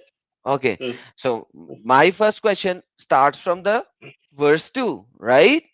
Okay, Okay, which start. church father do you like? John, I'm talking George? about temple. Just, Mr. George? man, Mr. George? I'm My going to show friend, you the temple destruction. forget, Go to the, listen, Fazal, I'm going to read. okay, Do you like George? I'm going to read George from the verse number 2. That's the start of the parable. no, Okay, not George, John Christensen, the John, second one. Okay, John John. Christensen, second one. All right, Okay. perfect. No worries. We'll do that. All right, let's read. John Christensen, he is the 5th century church father. What then could be more ungrateful than they, when being bidden to marriage, they rush away? People who rush away. For who would not choose to come to a marriage, and that a king's marriage, and of a king making a marriage for a son? Okay, king making a marriage for a son. And whereof is it called a marriage? One may say that you might learn God's tender care, his yearning towards us, the cheerfulness of the state of things, that there is nothing sorrowful there, nor sad, but all things are full of spiritual joy. Therefore also John the apostle calls him a bridegroom. Who does John calls bridegroom? Jesus, FYI, if you don't know. You can check that out in First John. Therefore, Paul again says, for I have espoused you to one husband. Who is Paul referring to in the Corinthians chapter 11 verse number 2? Jesus. Corinthians chapter 11 verse number 2. And this is a great mystery, but I speak concerning Christ and the church. Ephesians 5:32. When, why then is not the bride said to be espoused to him, but to the Son. Who is the Son here? Jesus Christ, who is the Son of the Father, who is God. Because she that is espoused to the Son is espoused to the Father, for it is indifferent in the scripture that the one or the other should be said, because of the identity of the substance. Now he is proving that substantially Father and Son are both God. Hereby he proclaimed the resurrection also. And then he is saying Jesus was resurrected. For since in what went before he spoken of the death, he shows that even after death, then is the marriage. So after the death is the marriage, then the bridegroom. But not even so do these become better men nor more gentle. Than which what can be worse? For this again is the third accusation. Third accusation. The first, that they killed the prophets, then the Son, afterwards that even when they had slain him. Remember, when you bring in the very first time you brought up this chapter, and I told you the Son who has been slain. You remember that? And you said no. Perfect. Now, the church father, John Chrysostom, I cannot pronounce the names because of my limited pronunciation. He is saying the Son is God, as the God the Father in full essence, who came to this world. He was killed and resurrected. And who killed them? The people who killed the prophets. Who had all the prophets? Israel. Like the sister said, the parable is about the Israel. And then they finally kill the Son. Now, if you are going to accept whatever John said here, what's the last name, sister? Can you pronounce it again? John Chrysostom. Chrysostom. Then you have to take him in full essence. Do you take him in full essence? So I guess the question is very simple. Do you identify Jesus as the Son of God and who died Father on the cross? Yeah, and God is the Father. Okay. Adam, you okay? Now let me speak. Okay, man. Okay, I have to agree with the John Chrysostom only when he agree with the Bible. When he you cannot so do many that. things. No. The parable, only with the parable. Listen, Fazal, Only with the parable. Only with the parable. And this is the parable. This is the start of the parable. Like I said, I will not take John anywhere else. I'm taking within this parable. Is this sentence part of the parable? What sentence? This sentence number 2 that he is explaining. Okay, in sense, verse number 2, verse number what it says, it is talking about king and the son. No, when we are going to no, Fazal, if there is a parable and let's say I am explaining that parable, you have to take my explanation from the top to the bottom. Am I going elsewhere or am I in the parable? Am I reading his statement of the parable? In his statement, he talk about so many things that has nothing to do with the parable. It has to do, because it look, the parable says the king and his son. And I asked you 200 times, who is the king, who is the son? I told you, the king is the goat. He is son, referring to the wedding banquet. Listen, who is the son? Now, son is not Jesus. The son, Jesus, okay. Okay, so if king is God, listen, Fazal, if king is God, not Jesus. I said not Jesus. Son is not Jesus. Here Jesus is the servant. Here Jesus is the servant. Do you have a little bit of common sense here? Okay, sister, that's the end of my argument. Now it is you and Fazal, because now Jesus is the servant and there is some other son that king has who's God, and according to Allah there can be no son of Allah. FYI, I am done. Thank you so much. So those of you who kind of struggling, I'll make a few points. So church fathers are commenting on the passage Okay, this is their commentary on the passage. So this is his explanation of the church father, which Mr. Muslim brought it up. I went like, scripture speaks for itself. Adam is very kind. He says, okay, let's read the church father.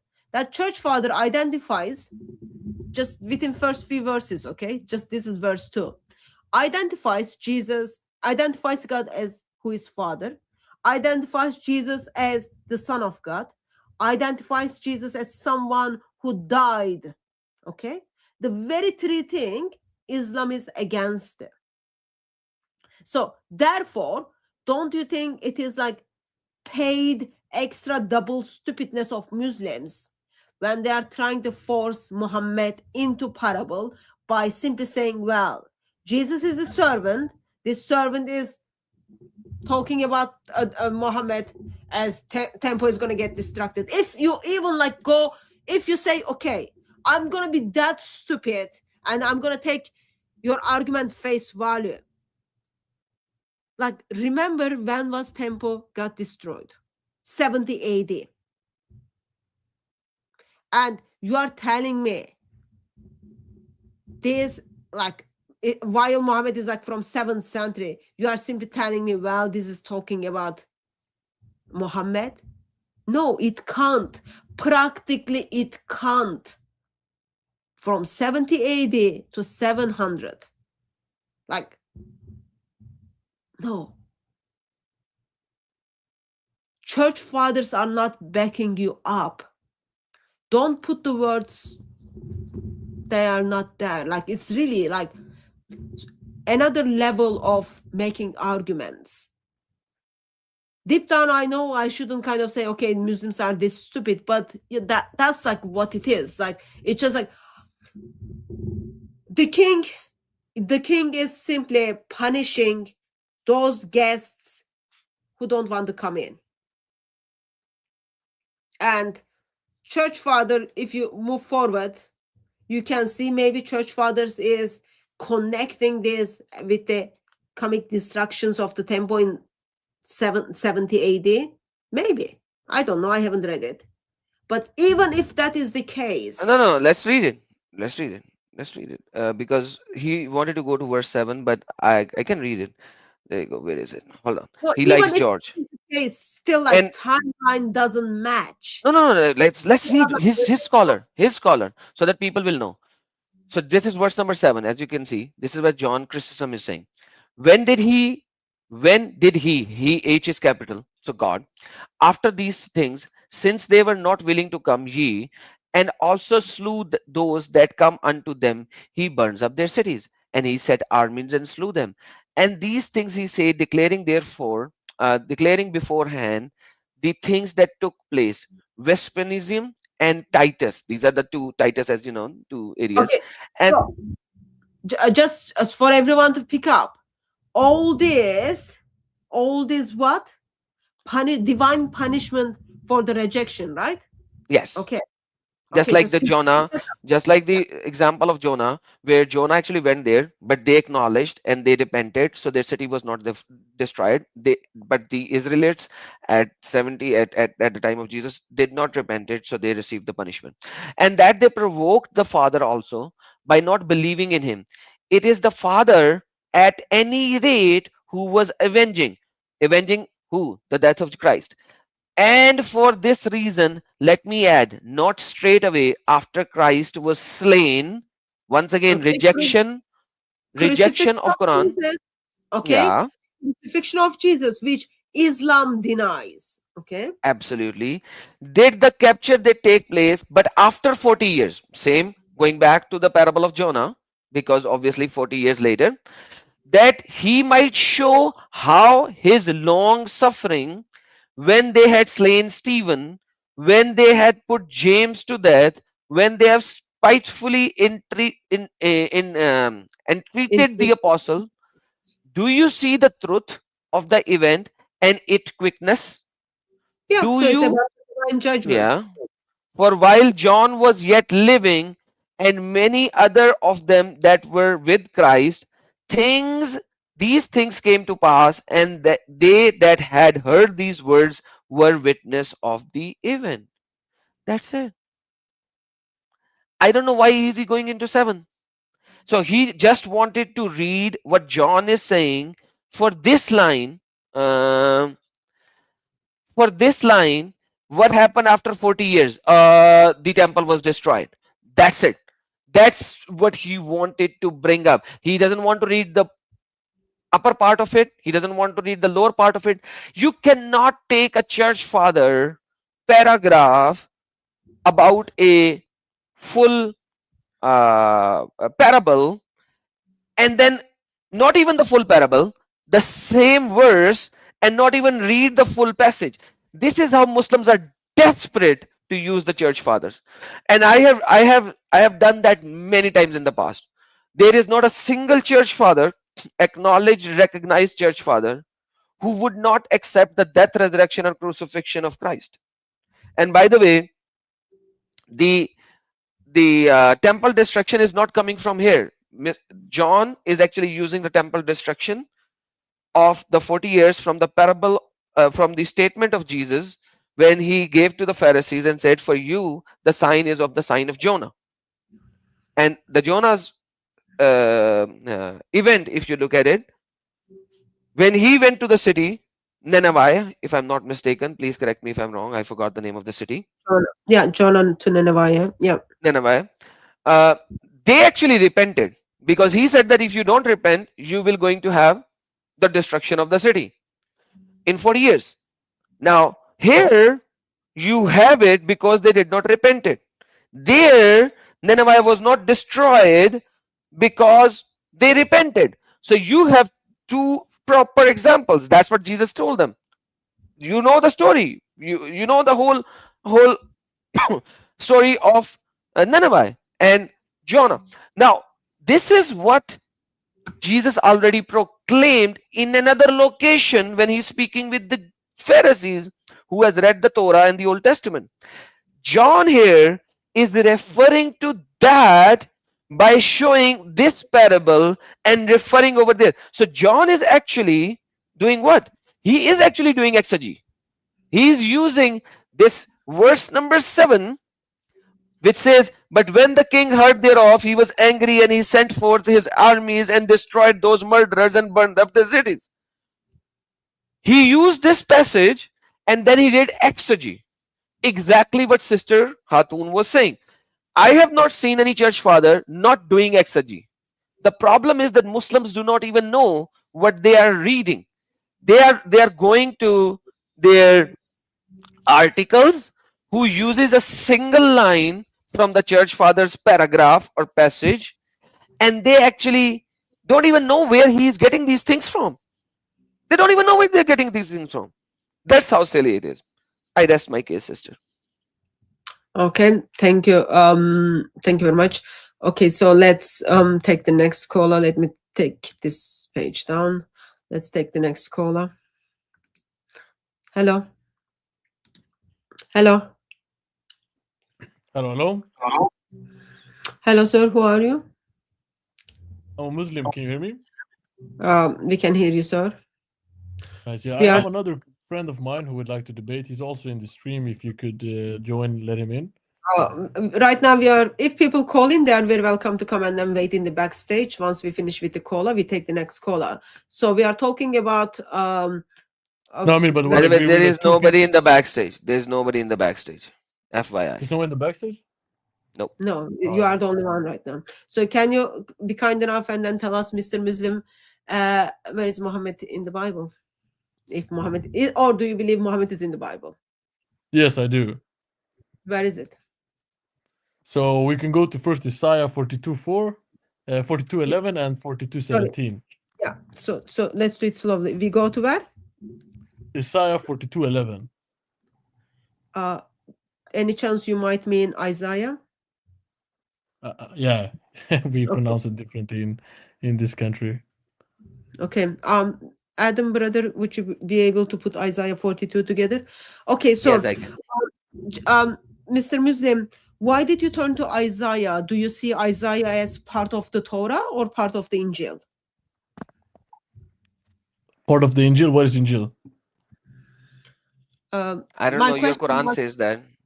my question was, according to Quran, Surah 7, 157, Muhammad Yeah. is prophesied in the Torah and in the Injil. So is Isaiah part of the Torah or part of the Injil? It's part of the Josiah is part of the Bible, or what do you mean? No, I don't know what I mean. So therefore, I'm going to repeat it again. So according to Quran, okay, According to Muhammad Quran, is yeah. prophesied in the Torah and in the Injil.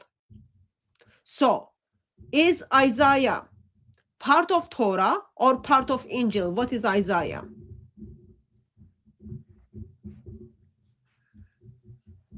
Adam, This I don't know, to be honest. Oh, you don't know? Okay. Can you? Since you don't know, I would say Torah in this, but that one I'm not sure if. Okay, you are not sure. You are not sure. Okay. Can you give me? Since you are Muslim, I don't want you to do anything that against Islam. Can you give me something from the Torah or from the Injil that Muhammad is prophesied? In this part, if you bring in, I think my friend is backstage now. He's more educated in this topic. His name is there. I can speak with your friend later. I am dealing with No, you but right now. we're together. We're together.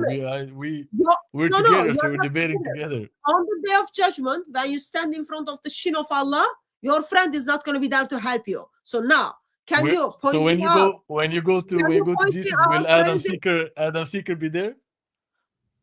No, I am going to stand in front of God by myself. So why are you two together now? Why are you two together? Okay, CR7, if you cannot debate and you know that you do not have the knowledge, we can move you out and get your friend here. Is that okay? Because it seems like you have no idea what Torah is. Okay, I don't know what Torah is. You know what I don't know. You are bringing the professor, so you have to bring it. So, Mister, that's not the point. Do you know what the holy cow is? I know the holy cow, which your Allah put in the Surah Baqarah, where He used the holy cow to raise a man. So Allah used his holy cows to raise a man. All right, get lost, idiot. Now you are doing sarcastic. So racist comments are not acceptable here, especially on me. Okay, you think I'm Indian? You silly, stupid fool, idiot, son of whatever. I'm not going to say that. I stopped myself. Well, so he said his friend is coming, and then his friend came. His friend ran away. His friend left. So let's go with the next person, right? Oh, he came back. Let's see, Mr. Muslim. Okay. He is his friend.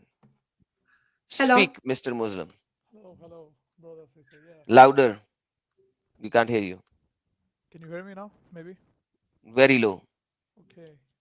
No, we were waiting backstage. So very low. We can't hear you, man. If you are going to say sentences, you need to be loud enough for the people to understand you. Can you hear me now, maybe?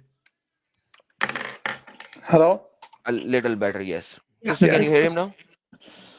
So the thing is, we were waiting backstage, so now he have to go. That was we wanted to join together. So, but now I'm not with him. But yeah, I don't have many minutes because we were waiting long time. But yeah, we can talk. Sir, we were not getting sunbathing in Bahamas. We were just like talking with people. So now, where is it Muhammad mentioned in the Bible? My friend, he was talking about the Isaiah 42. It's Isaiah 42. So yeah. Is Isaiah 42 part of Torah? Yes, of course. It's the Old Testament. Okay, Isaiah 42 is part of Torah and Old Testament. Can you point out? Can you point out for me where did you go to find Isaiah is part of the Torah? And but I don't want to talk about that. Yeah, wait a minute. Because shush, sir. No, I haven't admit. No, it's not. I didn't talk about the topic because it's a different. So I have some different question because I don't want to talk about it. No, the question is not different because we need to understand that Muhammad said in the Quran, you will find him written in the Torah or the Injil. First prove that Isaiah is part of the Torah. Who says Isaiah is the part of the Torah? Please, mic is yours. Answer the question which sister asked, because if this is, it has to be Quranic prophecy. So it has to be part of the Torah. Please. Yeah, I could say, as we don't have the original Torah or Bible with us today, So we don't know what it contains and what it contains not. So Okay, so you what, do not. if you Yeah. don't have the originals, why did you went to Isaiah 42? No, my friend did. Again, it was not my argument. It was my friend. But Okay, I'm but explaining to I you. asked you, Yeah. I asked you. I didn't say tell me what your friend said. I asked where is it Muhammad in the Torah and in the Injil? Where is it? No, That's all you I asked me. You asked me Isaiah 42. I said, yeah, it's a part of the Old Testament. Very simple. No, we are not talking about Old Testament. Allah did not know about the Old Testament. We are talking about, is it part of the Torah? Yeah, that's the question. Who said So that? Who said it is a part of the Torah? Yeah, from your books. From my book? Okay, there you go. Yeah. This is the Chabad by Jewish rabbis. Torah, All right. the Pentateuch. It has Bereshit, Shemot in English, Genesis, Exodus, Leviticus, Numbers, and Deuteronomy. Where does it says Isaiah? But you have your. But look, I understand your. If you go by that You logic. don't understand. I'm asking, sister, Yeah. ask you a very simple question. Is Isaiah part of the Torah? There is nobody in this entire world who says that Isaiah is the part of the Torah except you. And now you are not even giving me evidence. I have Torah in front of you. I have the Jewish rabbinic website Oh, okay, which I was says wrong this then. is Yeah, I Torah. was wrong. Yeah, I was wrong then because if you, what I understand, if you mean the Torah in the whole, like Old Testament, yeah, you No, have there is different nothing books. called Old Testament as Torah in the whole. Nobody in this entire world uses this silly argument that you are using. I'm sorry to use this word, but this is the utmost silly argument in the history of silly arguments. Is Isaiah part of the Torah or not? Okay, it's not part of the Torah, yeah, because if you Thank only you so look very much. So your right. Allah said, find Muhammad in Torah. You will find Muhammad in Torah and Injil, not even in Psalms, not even in Zabur. Yeah. So if Isaiah is not part of the Torah, then Allah was ignorant of the rest of the books which would be in the Old Testament, because Allah never spoke about the Old Testament. He talked about Torah, Zabur, and Injil. Three things. But Prophet is not supposed to be in Zabur as well. He can only be in Torah and Injil. Okay. Yeah, so what's the point? I understand. So what's your argument? So you are telling me that Muhammad is not in Torah nor in Injil, but some other book which Allah did not know. Yeah, for the moment, because we don't have those books, so For it's the hard moment. to say. Yeah. Brother, what happened? Was it a good joke or what? Good one. I like Very this. good. It's a very good one. I like it. I like it. I like I'm being fair. I'm being fair, like because I understand, but I don't want to talk about. No, I understand. I understand. You have to put Allah under the bus, so that's good. That's good. And by the way, you used many times that Torah was corrupted, right? You used this statement many times that Allah was Allah's book was corrupted. No. I am the one those who understand that original Bible haven't been corrupted. I'm Because not I even follow talking the about Quran. Bible. I'm talking about Torah and Injil and Zabur. I don't care what Bible is. You shouldn't Okay, be, because Quran never talks about Bible. So Torah and Injil are corrupted, right? No, the books of Allah is not corrupted. So Torah and Injil is uncorrupted. Yeah, because the original books of the Allah. So then where can I see this uncorrupted original book? Yeah, we don't have it. That's my whole argument. You said it's not corrupted, and then you said it's corrupted, and then you said it's not corrupted. So where is the uncorrupted version? So where is Muhammad in that uncorrupted version? That would be the next question, I guess. I think it's in the Prophet's time. It was there, and we don't find it anymore. So then it is corrupted. Sorry. So after the Prophet's time, the Torah was corrupted. No, the books which you have, what you call, are corrupted, but the books what you talk about are not corrupted. So where is the uncorrupted book? Yeah, in the time of the Prophet with him. So after the Prophet died, it was corrupted. Yeah, you can say that, of course. Okay, so sister, Allah's books are corrupted by mere human beings. Please note that. Okay, no, I just want I said we don't have the books. So let me ask a question. So it was Torah was there, uncorrupted Torah was there in the time of Muhammad. Yes. How many copies of the Torah was there? I don't know. It doesn't matter. Like, does it matter? No. Like, it does matter. It does matter. Okay. So how many? So Injil was there at the time of Muhammad, right? Yeah, both of them were there because they are the books. Okay, both of them were there. Okay, so how many copies of Injils were there? Okay, you can say roughly 1,000, 2,000, because do you know how many copies of Bible you have today? Yeah, Yeah. 5,836 manuscripts, just Greek manuscripts. So there are 1,000 to 2,000 copies of the Gospel Injil is there at the time of Muhammad. So Yeah. were they like in one place, or any of them were in in different place? They where those books were being held. Look, you're doing a fallacy, because if you don't know about these books, I cannot answer. You understand? Because to Sir, know the fact, we sir, have to know the fact. You told me you've got uncorrupted Torah and Injil at the Yes. time of Muhammad. Yeah. And you told me 1,000 to 2,000 of them. Oh, thank you, Adam, for putting them on the screen. Yeah, So I'm taking a guess. I just want to know with your guess. Okay, of all course. those copies were in one person's house, or they were in the house of Christians, for example. The plenty, because even Muslim have those books. Because they Jews were and Christians, yeah. Okay, they were plenty in the hands of Muslims, hand of Jews, and hands of Christians. Yes. Okay. You know what Wakara and Navi, you know the. Tell me, how did they get lost? What happened to them? So you are telling me there were thousands of copies in the hands of people. What happened to them? Did someone burn them? Did someone put them in a river? Did someone throw hot oil on them? What happened to all? Like, we are not talking about one page. Yeah. We are not talking about something like that. We are talking about thousands of them in the hands of people. So what happened to them? Yeah, we don't know. Like, for me, I don't know. Okay. Yeah. What do you think might be happen? Like, because I am just thinking, only reason that 2,000 copies of the gospel would be just like disappear, like a magical thing, would be if, since there were Christians in Rome, there were Christians in Turkey, there were Christians in North Africa, there were Christians in Damascus area, so they are all over the world, right? They will all get disappeared if, let's say, all the world got destroyed. Yeah. Okay. There is no planet Earth anymore. And then suddenly there is new brown planet Earth. Because other than that, I don't know how it is possible.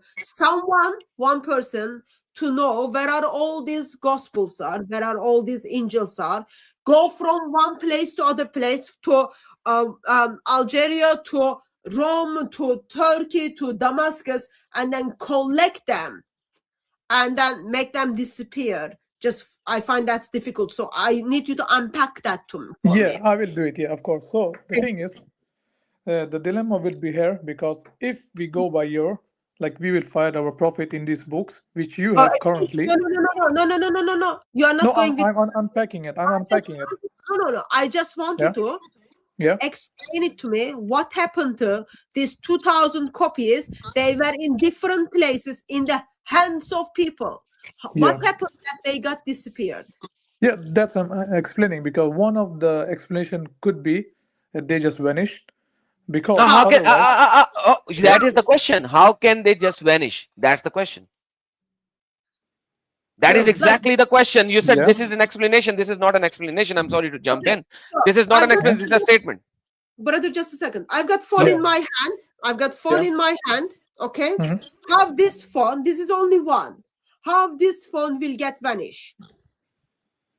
Okay, you can destroy, because even with the Quran, I can destroy it. Sister, can I answer? Yeah, just a second. Just a second, of course. Don't call me sister. So okay. I can crack it. I can destroy it and then bury under the ground, right? Yeah. So this is only one. How did those 2,000 copies of the Injil, which was in the hands of people, got vanished? Yeah, you can burn them. They got vanished. It can be anything else. Who burns them?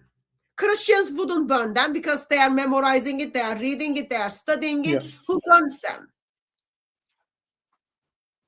But may I just 1 minute? I'm answering. My answer is because I want you to tell I'm answering you. I'm answering you. They vanished. Yeah, that's I'm answering, because you see, this is the dilemma. The books which you have, if it would correct, then we would find Prophet Muhammad in those books. So if we don't have, So there's only two reasons, two answers you can find it. Either they vanish or the book are corrupted. They change, they take his name out. That's what I mean. Okay, now So you you make have the sense. books, Okay. but they are Okay, changed. thank you. You do make sense now. Okay, so you are telling me the current Bible we have, current Torah and the Gospel we have, doesn't Yeah, have Muhammad, doesn't have Muhammad. yeah. Mr. Orthodox, did you hear that? So he doesn't have Muhammad. It doesn't have Muhammad. Therefore, your option is it's corrupted. So I want you to go back few minutes back and then tell me Okay. how those 2,000 copies of the Quran, Torah, and the Gospel were vanished. How did someone, just practical, okay, very practical. Let's say I've got, sake of the argument, Muhammad mentioned in Book of Leviticus, okay? All right. Yeah. And you've got 2,000 copies of that in the hands of people, okay? Yeah. How did someone walk around, okay, walk around and then got all of the copies of Torah and then got rid of Muhammad in it and then left no evidence for it? How is that possible? You tell me. Yeah, it can be many because if it's How? written orally, yeah, if it's written orally, What is so it? Oh, you cannot write anything orally. Oral is a speech. Come on, man. Please don't You be write this dumb. no, but you're hands, not understanding what I fingers. mean. If you have it in the written, if you would let me explain, I said it You is in said the written. 2,000 copies. 2,000 copies. It's not Okay. oral. Please do not change your stance that Okay. you brought up. Okay, if it's in written, yeah, as I told you, they are maybe vanished by burning. It can be anything else. So, So I don't like, know what you want to. Mr. I'm sorry. Sister has been asking you the same question, that these are widespread copies which were in the hands of Muslims and in the Okay. hands of Jews and in the hands of Christians.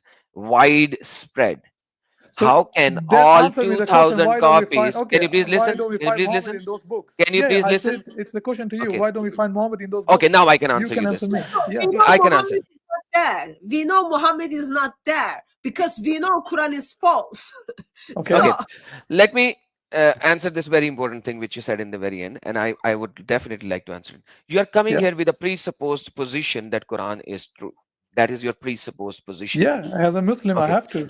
that's the Yeah. thing. So when you're coming with a presupposed position without a substantial evidence, then obviously you can make any claim. Now the problem is, listen to this sentence very clearly. The Quran's claim is that Muhammad is written in the Torah and in the Injil. Yeah. If that is not found, then Quran is false, because that is what Quran is claiming, not the other way around. So if we do not place a presupposed position on the Quran to be accurate, then Yeah. actually what you are saying proves Quran false. So now as a person of knowledge and Yeah. as a person of 2 cent of a brain at least, if you remove your presupposed position from the Quran that Quran is absolutely true, then Yeah. you look at the Quran and see, oh, Muhammad is supposed to be in Torah and in Injil. Now you said there are 2,000 copies. In fact, you are actually wrong. In the 7th century, there are over 46,000 New Testament manuscript already present, which we still have right now. You know, the mass of the you mean manuscripts that you have. Yeah, but do we mean Arabian Just a Peninsula? second. It's a Just different. a second, my Yeah, friend. yeah. Just a second. I'm just, we Let need to clarify. Okay, Are we clarify. talking Ask me about the question. No, I mean, is it in the Arabian Peninsula? Because that's what we talked. Okay, Because I'm going the to work two. on that later. Yeah. Sister, have a question. Yes, sister. I was just gonna make sure, say to you, make sure you check that number. But here's a practical question. Mhm. Let me help you to move forward, okay, with your argument, Mr. Muslim. Yeah. Actually, no, May I finish it? yeah. You finish it and then I'll help him out. Okay, so you can definitely help him out. So I'm going to read that. So there are mass evidence. Okay, so the total is 20,000 before the 7th century. So I just checked it now on the internet. The total scope, while thousands of total New Testament manuscript exists, approximately 20,000 before the 6th century, first 6 centuries. Okay, so 20,000. So the total that I was saying 46,000 might include the 7th century and the 8th century in it. So at least there are 20,000 early manuscript in multiple languages. So Mr. Muslim, you can actually Google this. So sister made me Google it because I said 46,000. There are 46,000 total early manuscripts, which might include the 7th and the 8th century Okay, as well. we are talking about manuscripts and the translations. Okay, we've got Yes, like all different of them. variants.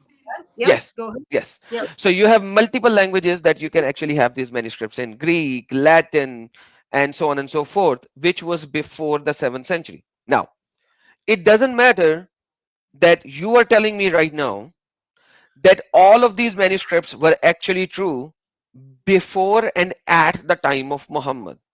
Yeah. And we still have those manuscripts. None of those manuscripts are now gone. They are the ones which we currently have. We can see them.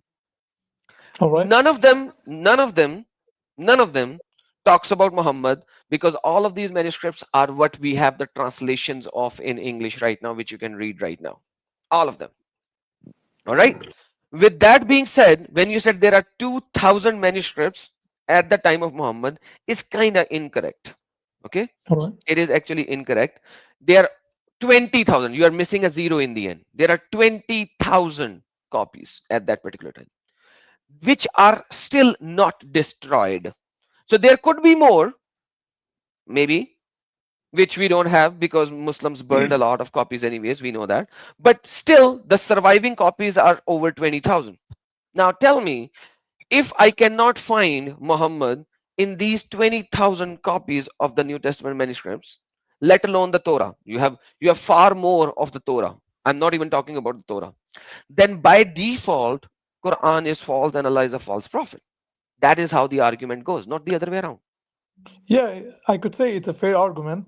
I understand your point, but again, what I'm telling you, it there can be multiple explanations. So I get your point, and it's a Give me good one point. explanation. Give me one explanation. Let's look at your explanation one by one. All right. Give me one. Yeah, yeah. But you just, as I mentioned before, then why would they make a claim? Because I'm telling you, for example, if Okay, I'm just don't say may, anything. may I just, may, Let's look at the explanations. So one explanation. Give me the first explanation. Not make another claim on it. Just give me no. one explanation. I'm telling you. Mm, So if the author of the Quran mm, would bring something like that, that you will find mm, such a person in such a book, if you mm. already know, like, you can fact check it, like, if with the computer today, like at that time you can fact check. So why would the author make this claim? So that's I'm telling Very you. So good. Very we good. don't have the answer, So but I'm telling let you, me you answer have to you. look at. All right. Let me answer you for that. Let me answer you for that. So Yeah. now the problem here is that you are assuming that the Quran was given to you at the time of Muhammad in the 7th century, Yeah. and this statement was there present at the time of Muhammad in the 7th century. So I'm going to go with your presupposed position of this. All right. All Okay. right. We know that Muhammad and all of his followers were illiterate, weren't they?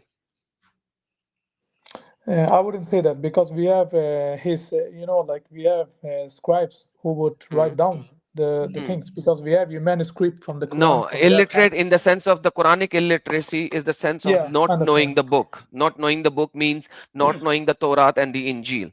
That is the illiteracy of the Quranic illiteracy. Quranic illiteracy doesn't mean that they cannot read or write. That is a falsified argument that Muslims created at a later No, time. but you have, yeah, but you have I think it's in chapter 7, the prophet who's unlettered. Hmm. So we That have unlettered even, is that he does not know the book. So okay, yeah, we can that carry on. is Yeah, mean the book means the Torah, the Injil, and the Gospel. That is what I mean about the illiteracy. That is how Quran explains it. no, of course, but I The see it at the same time. You have in the the chapter Quran 7, says the which Quran says a says prophet who can neither write or read. I think no, it it's doesn't say 7 that. 157. I could check it later on, but Okay, it's in okay, chapter we can 7. check it. I can show it to you later. But Yeah, that you are talking about Quran chapter number 7 verse number 157, right? yeah.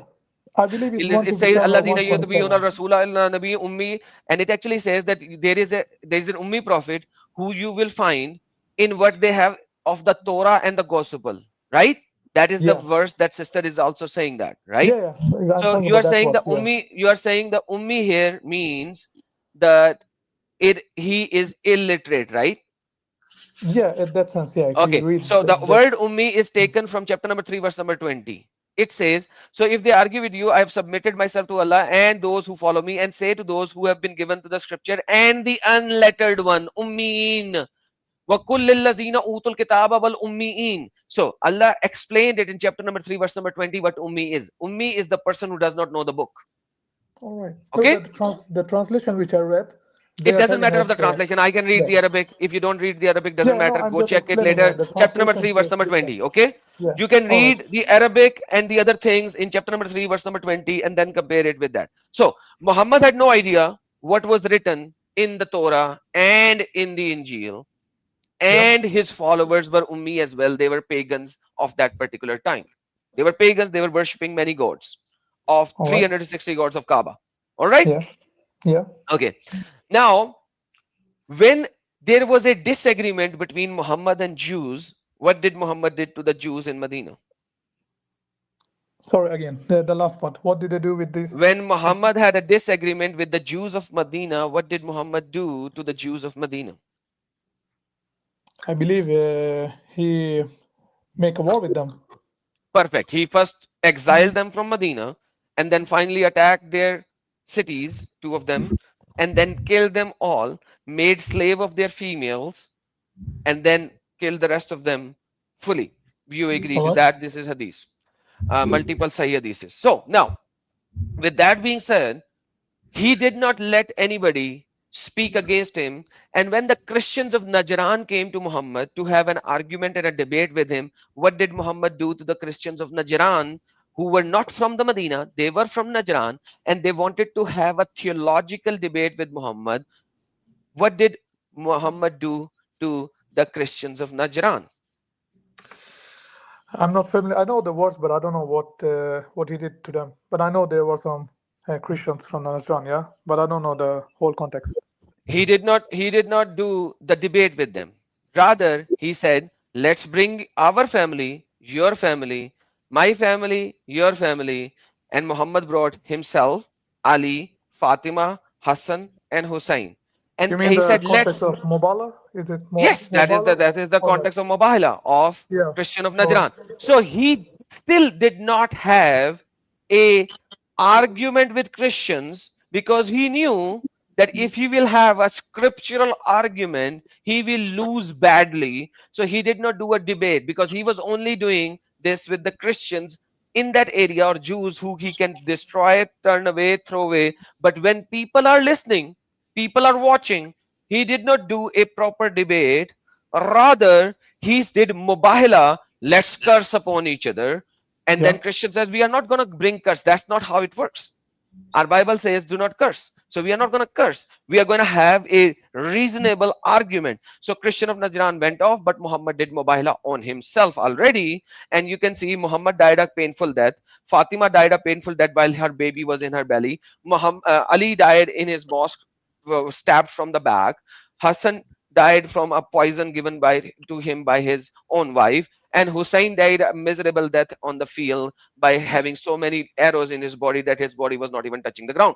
So I personally think that Muhabahila and the curse that he put upon himself actually fall upon himself and all of his family that he brought there with him.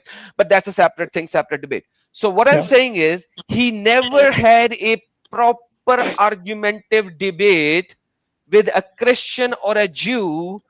Hence, he can say whatever he wants to when there is nobody to challenge him.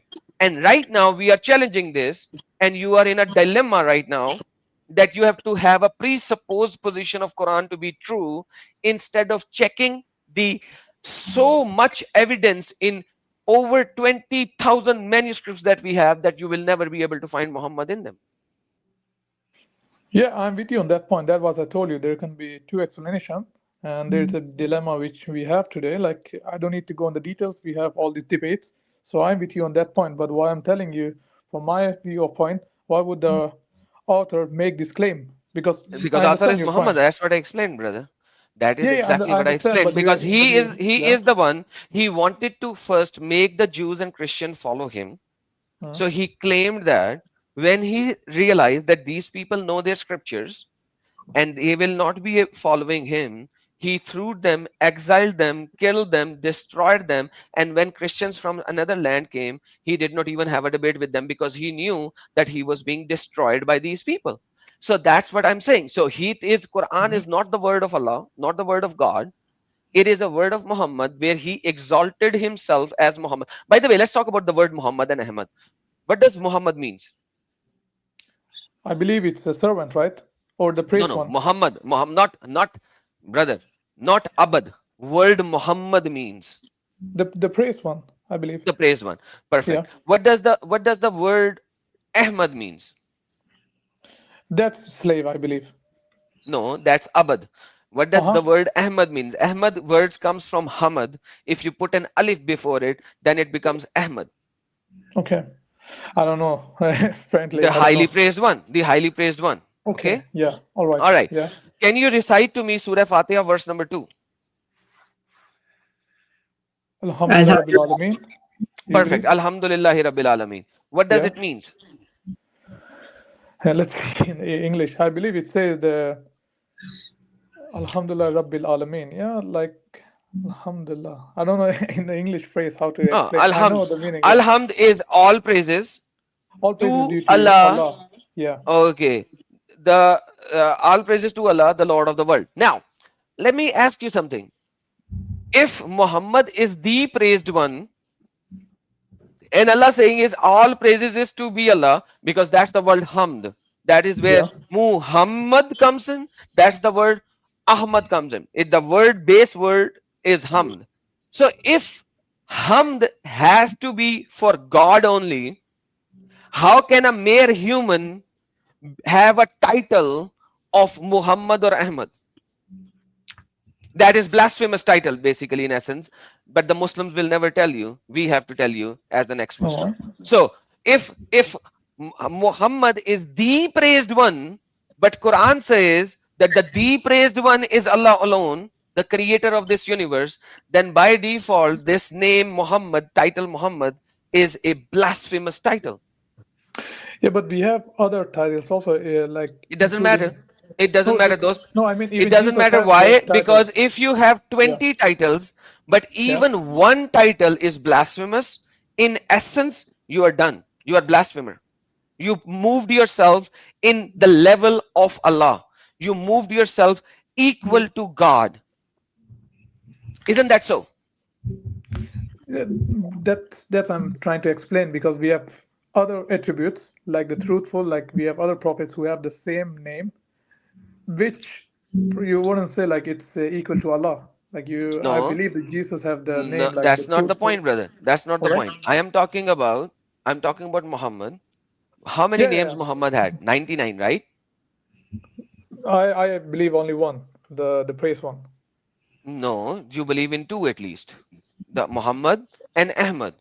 Yeah, these two. Yeah, the Okay. highly Then the praised. Yeah. third one is Mudassir, which is coming from Surah Mudassir. So you have to agree to that as well. But anyhow, long story Yeah. short, Yeah. this title that you believe in is a blasphemous title in itself, because according to Quran, because the Quran says all praises to Allah.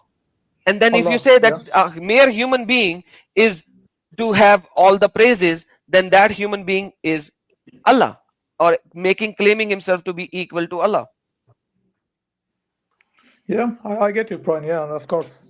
So if Muhammad is not equal to Allah, then by definition it is the utmost false prophet, my friend, because he proclaimed himself to be co-equal to Allah.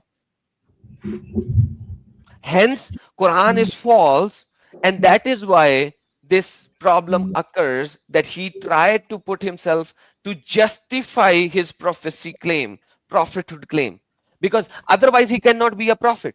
How can he be a prophet? Who validated him? Who verified him? Who endorsed him? Nobody. So, if nobody has done that, it is his word in circle. You need to understand. This is a circular argument. If you understand this circular argument, this is what you will understand, and if you understand, you will know Islam is the utmost false ideology in the history of false ideology, and that is why I left Islam. You seems to be a person who accepted Islam in the West, because I don't see any Arabic context with you. So Yeah. there No, is I'm born in Muhammad. West. Yeah. There is Muhammad who said, I am the prophet. He said, I am the prophet. Right? Yeah. But so he said that. Oh, no, no, no, no, no, no. He did not say that. Quran says that. Right? Yeah. But who gave the Quran? Muhammad did. Oh, no, no, no. Muhammad did not do that. Jibreel did that. Jibreel did that. But who spoke with Jibreel? Muhammad. Muhammad spoke with him. And then Muhammad said that Muhammad is a prophet. So it's a single guy who's saying all this, and you have no evidence for any of this. So this is a circular argument that Muhammad provided, and every single Muslim actually believes in that. I have been living as a Muslim most of my life. And the reality is I left Islam because Muhammad can never be a prophet in any sense whatsoever, because he actually compared himself to be a biblical prophet. He said that he was mentioned in the Torah and the Injil, and you can't find it there at all. At all. And you actually agreed to it that you guys corrupted the Torah and the Injil, but it cannot be corrupted in this manner when you have over 20,000 manuscripts of just the New Testament. And if you add the Old Testament manuscript were over 70,000 by that time. So how can you say that every manuscript was corrupted before Muhammad or right after Muhammad? How can you say that every manuscript, the Torah manuscript, the Injil, New Testament, everything was corrupted right after 7th century? How is that possible? Yeah, it's not possible, but what I'm going from the Quran, which confirms these books, previous books. So that was at least at the point of the Prophet, 7th century, we could say that the book were preserved. I love you on that. I love you on that. So you said Quran acknowledges the Torah and the Injil and the Zabur, and then because it acknowledges it, then Muhammad has to be there. Then Muhammad has to be there. And I agree with you on this part. Okay? Now, as soon as I agree with you on this part, I look at all the manuscripts. None of them proclaim Muhammad. Hence, Quran is false because Quran already acknowledged these books to be having the truth and the guidance and everything. So now, if I look at your presupposed position that, oh, Quran is telling the truth, hence Torah, Injil, and Zabur has the truth, has the knowledge.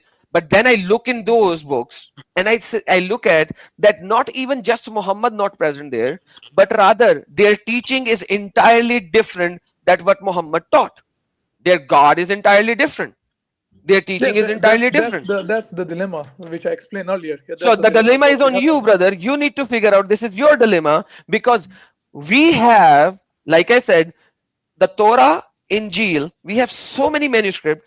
At least there should be some which should say something which Allah is saying, and you can't find any of them. Hence, Quran is false, not the other way around. Hence, you have to leave Islam. We can talk about it next time, of course, because I said that it's overpassed because I was not ready to have this discussion. Because, yeah, but of course, it's a good point. I will take it. And of course, we can talk next time. And yeah. My friend, whether you talk next time or not, do one thing. Think about it. Remove your presupposed position that Islam is true, and then look at the claims that has been there in the Quran, and then verify it from the Torah and the Injil. All right. So instead of just preparing yourself for a debate here, I would say research, acknowledge and know, because debate will not make you think. Debate will only make you go into a defensive position that you were doing here. What will make you think is you doing your research of your own. You doing your research of your own. Because you are a Western person. You have never even read Arabic. You don't even know. Some people just told you and made you accept the falsehood of Islam, which is very common in the West, because people have not studied their ideology at all, and the Muslims are always looking for the soft target. You were a very, very soft target, as I No, no, can no, no. see. I'm Yes, you were. born Muslim. No, no. I'm liberal Muslim. Like you could say, I'd rather search and understand. Hence the reason why I'm here. I will just make You sure. I were will have a born a Muslim. yeah, You were born a Muslim. How was you yeah. born a Muslim, brother? Can you please tell me that? You really want to go because I see Sister Harun want to like finish the argument because I would love to speak next time. I don't want to rush anything. So before I'm just going, Okay, so I'll next time when yeah, you come in, yeah, remember you have to explain it to me that you were born a Muslim, and sister of might have course. to say something to you before. And sorry, sister, I stole the Yeah, conversation, but so I think I needed to give him yeah.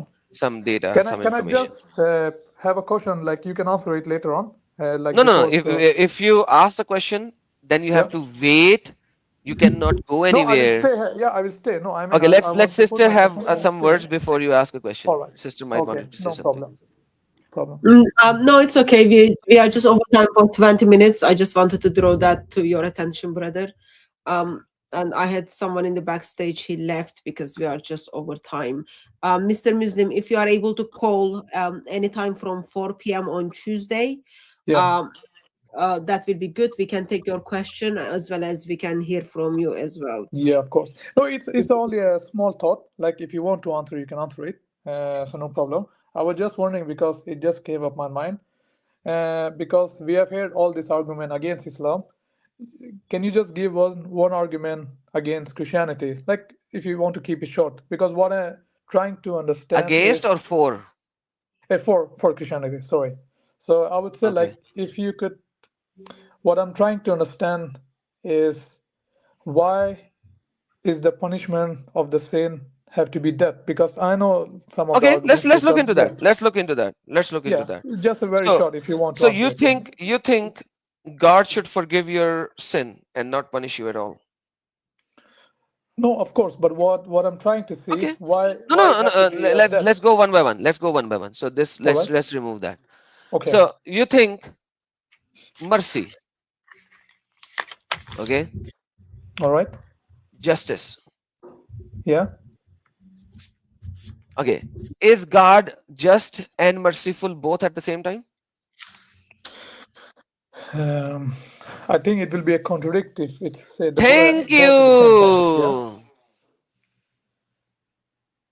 All right. So thank you. I love you. Like this is the very first time a Muslim actually gave the right answer. So justice is opposite of mercy, correct? Yeah. In this manner. Yeah. Like in this. In every manner. Pick a All right. manner in which it is not contradictory. No, I mean it depends on how you see, but for the sake Okay, of argument, give yeah. me one before, because I wanna listen to your thought as well. I like you. No, because what I mean, like you have to be merciful. It's depend like it's Hmm. different situation. Like it don't have to be at the same time. So I can both be merciful No, and Allah justly. has to be merciful and doing justice at the same time when he's looking at your atrocities, your sin, your whatever, your trespasses, whatever you may like to call it. But is So God Allah not has. merciful? Yeah, but Hmm? I'm God. It have to be the merciful of all. Like Then you he have to cannot be do just. justice, right? I don't know, like because why the God have to be the best example in everything. So what I Exactly. believe, Remember yeah, this. Park it on the side that God has to be best example for everyone. Park this on the side. Let me write yeah. it. Let me write it. Let me write it. God has to be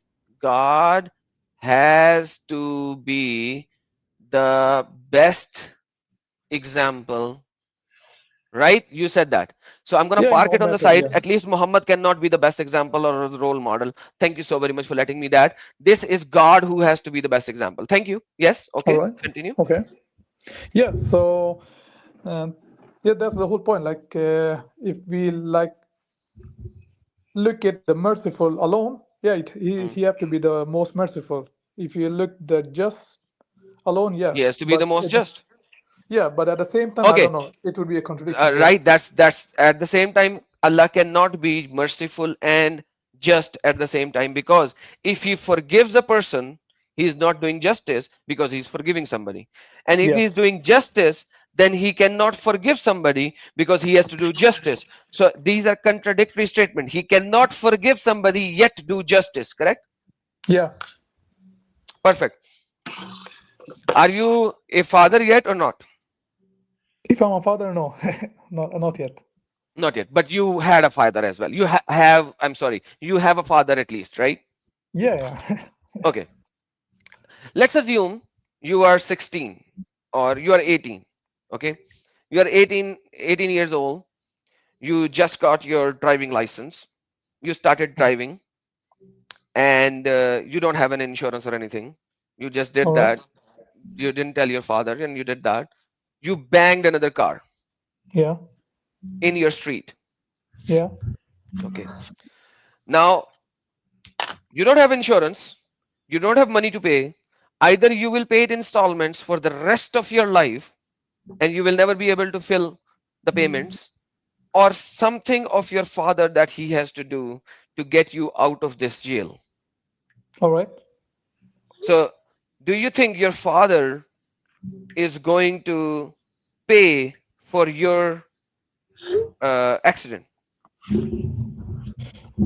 I think so. Yeah. You It think depends. so? Like, yeah, if you want me to take the actions, or You, yeah. you don't even you don't even trust your father that he will get you out of jail? He will. No, like He here, will. in the West, like we are very, like they want Okay. me to take the So actions for myself. let me say that. If your Yeah. father is loving and he Yeah. loves you, he will get you out of jail, correct? Yeah. You could say, of course. Yeah. Okay, perfect. Now the problem here is when you hit that person, the punishment is supposed to be on you, correct? Yeah. Correct. Okay. Yes. There are two possibilities. The person that you hit will show mercy and say, okay, you are kid, I'm gonna forgive you. When he forgives you, did he do justice or he did mercy? He did a mercy because he forgave Perfect. me He did without not do punishment. justice, right? Yeah. No. Okay. Now, if your father pays for your transgression, that person has received justice. So whatever the damages that this person received, your father paid, correct? Yeah. Of course. So he got the justice, but you got the mercy, All right. right?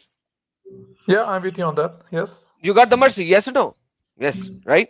Yeah. Yeah. I But get you the did not mercy, get the and mercy from that person, you get the mercy from your father, correct? yeah. Perfect. Now, this is a worldly example. It is not a full essence of example, but this is a worldly example. But this is how you can look at the biblical God. God said he is the Father. John 3:16, God so loved the world that he sent his only begotten Son. That Son took our sins, our transgressions, and he was crucified. He was crucified for our sins, our transgressions.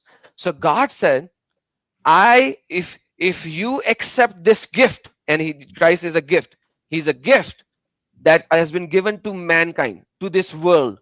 So whoever believes in him will have eternal life. Whoever believes in him, who will ever accepts him, accepts the gift that has been given to this world, will have eternal life. This eternal life is what? That you will receive the mercy in a way that the justice will be provided through the punishment that has been inflicted on him. Just like a father who's going to pay for your sin, the heavenly Father sent his Son to pay for your sin so that the justice will be served on the body, because the sin has to be associated with the body. Hence, Jesus was born as a perfect human being with a body. So that is why he was born, so that he will receive the body. That body was inflicted with punishment, which you as in a body performs the sin, and that sin was punished on the cross, before the cross, so that we can have redemption through that. So God's mercy is served while his justice is served. That is the message of Christ. That is the message of salvation. Allah of the Quran removed that salvation message by denouncing the crucifixion, by denouncing Christ to be Son of God, he removed this justice and mercy that has there. And you said God has to be the best example. God is a father from the Old Testament to the New Testament. He never changes. He is the best example. So, as a best example of a father, he showed that you have to do the same for your children. So, as a good loving father, he will even die for you. If the bullet is flying towards you, a good loving father will jump in front of you and die for you. That is what our God did. This is the salvation message which your prophet, which is obviously a fake prophet, as you can see so far, removed, and you do not have the salvation message. Yeah. No, I'm with you on that. But just think about it instead of saying but. course. Think about No, it. no, I'm understanding. And No, then I have a follow-up question. Well, what I'm trying to understand. I know all this. I you don't understand know all very this good. yet. Now you know it, I think. No. I mean, from your explanation, I get a better understanding. But what my question was, why the death have to be the punishment of the sin? That was my question. Because why not? The body No, has performed the sin. yeah. Let me. This was a rhetorical question. Let me finish up my statement. Okay. Because why not? Because the sin is performed by the body. All right. Isn't that so? Yeah, of course. Yeah. Okay. When Adam and Eve were in the garden, were they committing any sin? Yeah, they commit the sin. Yeah. When they commit the sin, they came to this world, right? Yeah. And we are committing sins, right? Yes. Can you show me one single person in the world who has never committed a sin? You could say, except Jesus, all of us commit Because sins. he wasn't just a man, right? According to Bible, Yeah. he wasn't just a man. So Alright. I'm talking about humans. So can you show me one single human who has never performed any sin? No one. Okay. So do you know that you do sin every day? Yeah, in Perfect.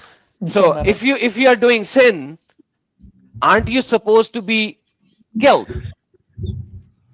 Yeah, but could it be like Even according to the secular standard, even according to the secular standards, if you kill somebody, you will be killed in most part of the world except for few, because then there you will live in jail for the rest of your life. I don't know, sometimes they say 400 years, and I like, what kind of a punishment it is? The guy will die in like 70-80 years at max. Why 400 years of punishment? But that's a separate thing. But Yeah. most part of the world, if you kill somebody, you will be killed, right? Yeah, the brother, what Okay. I'm trying to say, like, if we sin every time, then the whole humanity would be wiped up at the same time. Because if the Why? punishment is death, no, because by Why? your, yeah, if the punishment is death, so if I sin, I should be killed today. Why should I? Can I No, jump the, in? Can I jump? Yes, sister. He's very, very baby in theology. Yes. I'm gonna jump in because we are already 32 Okay. minutes Yeah. time. So, as a Muslim, if you didn't sin, Allah would destroy you. Allah wants sin. So there is a hadith talks about if you Yeah, I know didn't. the hadith. It could be interpreted in the different ways. I know the hadith, which you know. Let me Yeah, I know. finish. Like, yeah, Mr. Muslim, let yeah. me finish. All right. So, according to Islam, Allah loves sin. So yet, even according to even though Allah destroys and rebuilds humanity, until they commit sin stuff, still there is a consequence of the sin even in the account of creation when it comes to Islam. But since we are over time, I'm just going to give you kind of a short answer to your question regarding why there is a punishment of the sin for death, because God of Bible is different than the God of Islam. God of the Bible is identified who is perfectly holy and just. So sin is, wages of sin is death. So sin is sin as rebellion against God's law, and his justice by default demands consequences of our actions. So both death, both physical death as well as spiritual physical death as well as spiritual separation is what we are doing Okay, so that's like on what is it? It's unavoidable result of our offense to God, because God is infinitely holy, he is infinitely perfect, he is infinitely mercy. So because of our sins, it has to like that's what it is. So if We are God is, separated from God because of our sin. but before Because of our crucifixion, sin. why are if God is not holy, if God is not holy, then yes, punishment for the sin wouldn't be death. But God is holy and just. Therefore, punishment of the sin is death. That's the consequences. So, I think if you are around, call us on all right? Tuesday. We can have a talk next time.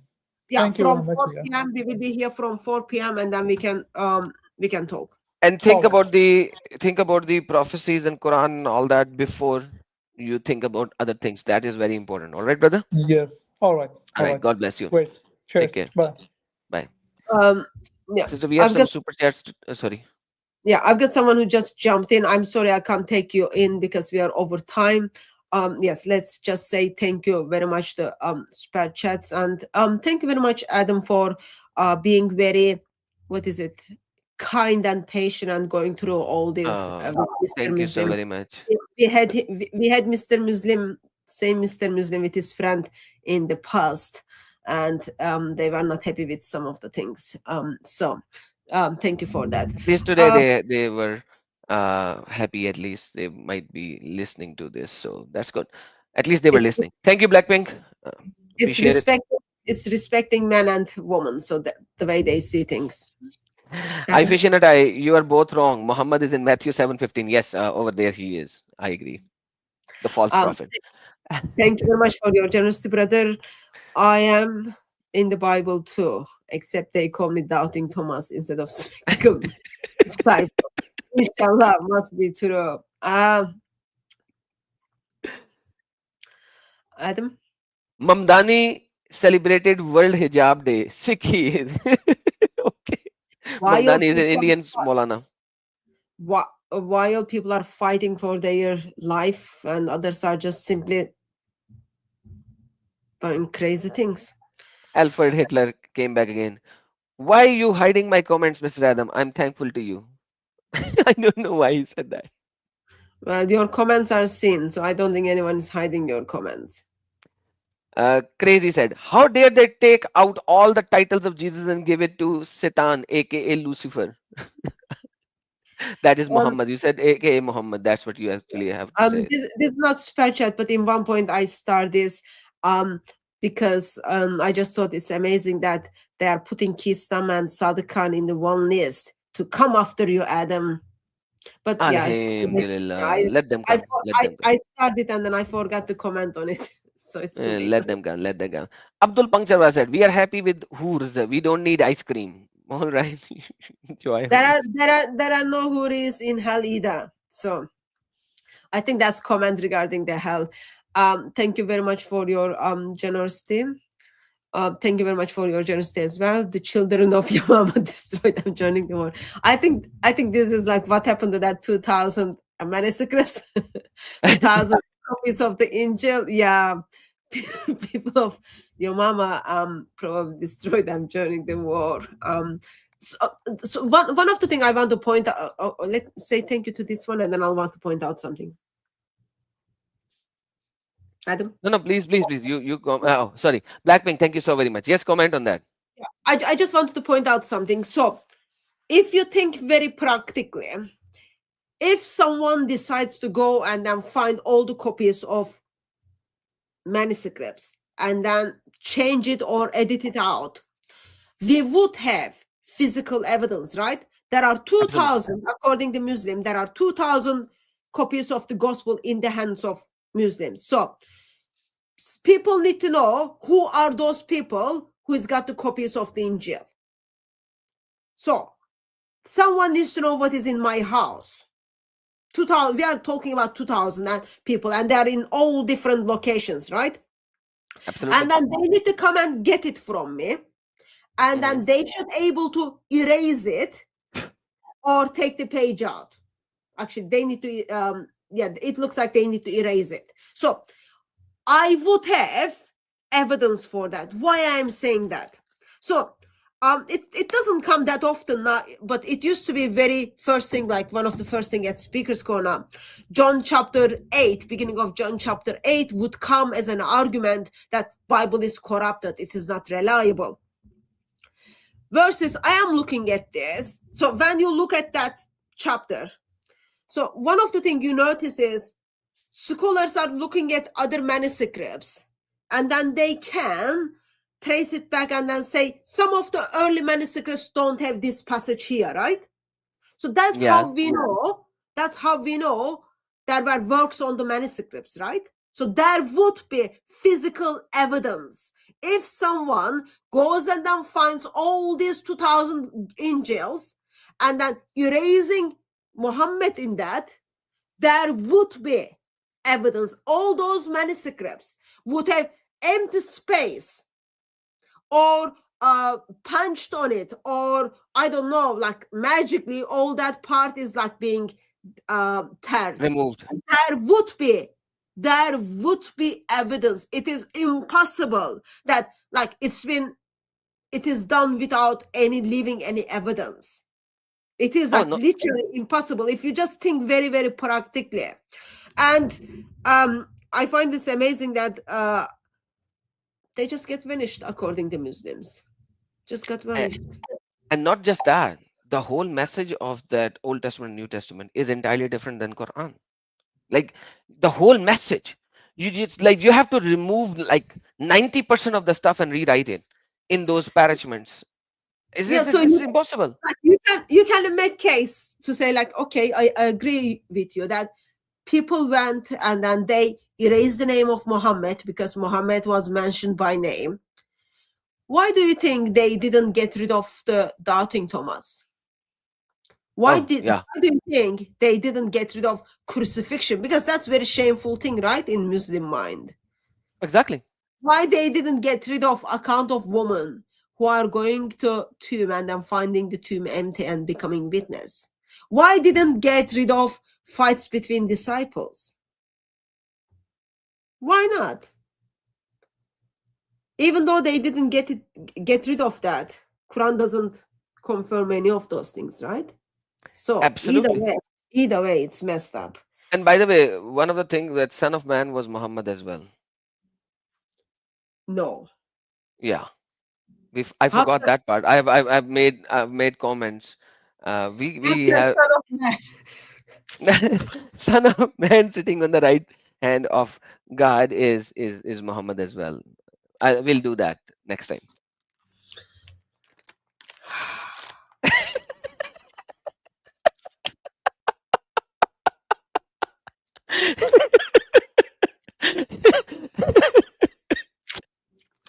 Yeah, the same Son of Man, when Christ called himself Son of Man, the Jews picked up the stones and tried to throw at Jesus because they were saying it's blasphemy. The same Son of Man, of Daniel chapter number 7. The same Son of Man. Son of Man, coming with the clouds of heaven. He approached the Ancient of Days and was led into his presence. He was given authority, power, glory. All peoples, nations, and men of every language worshipped him. So, Muslims are saying Muhammad is the Son of Man. So, Muslims are worshipping Muhammad. That's shirk. It's not only shirk, but that's shirk Akbar times 3, Muslims. Even let's say like I'm so idiot, I didn't understand anything.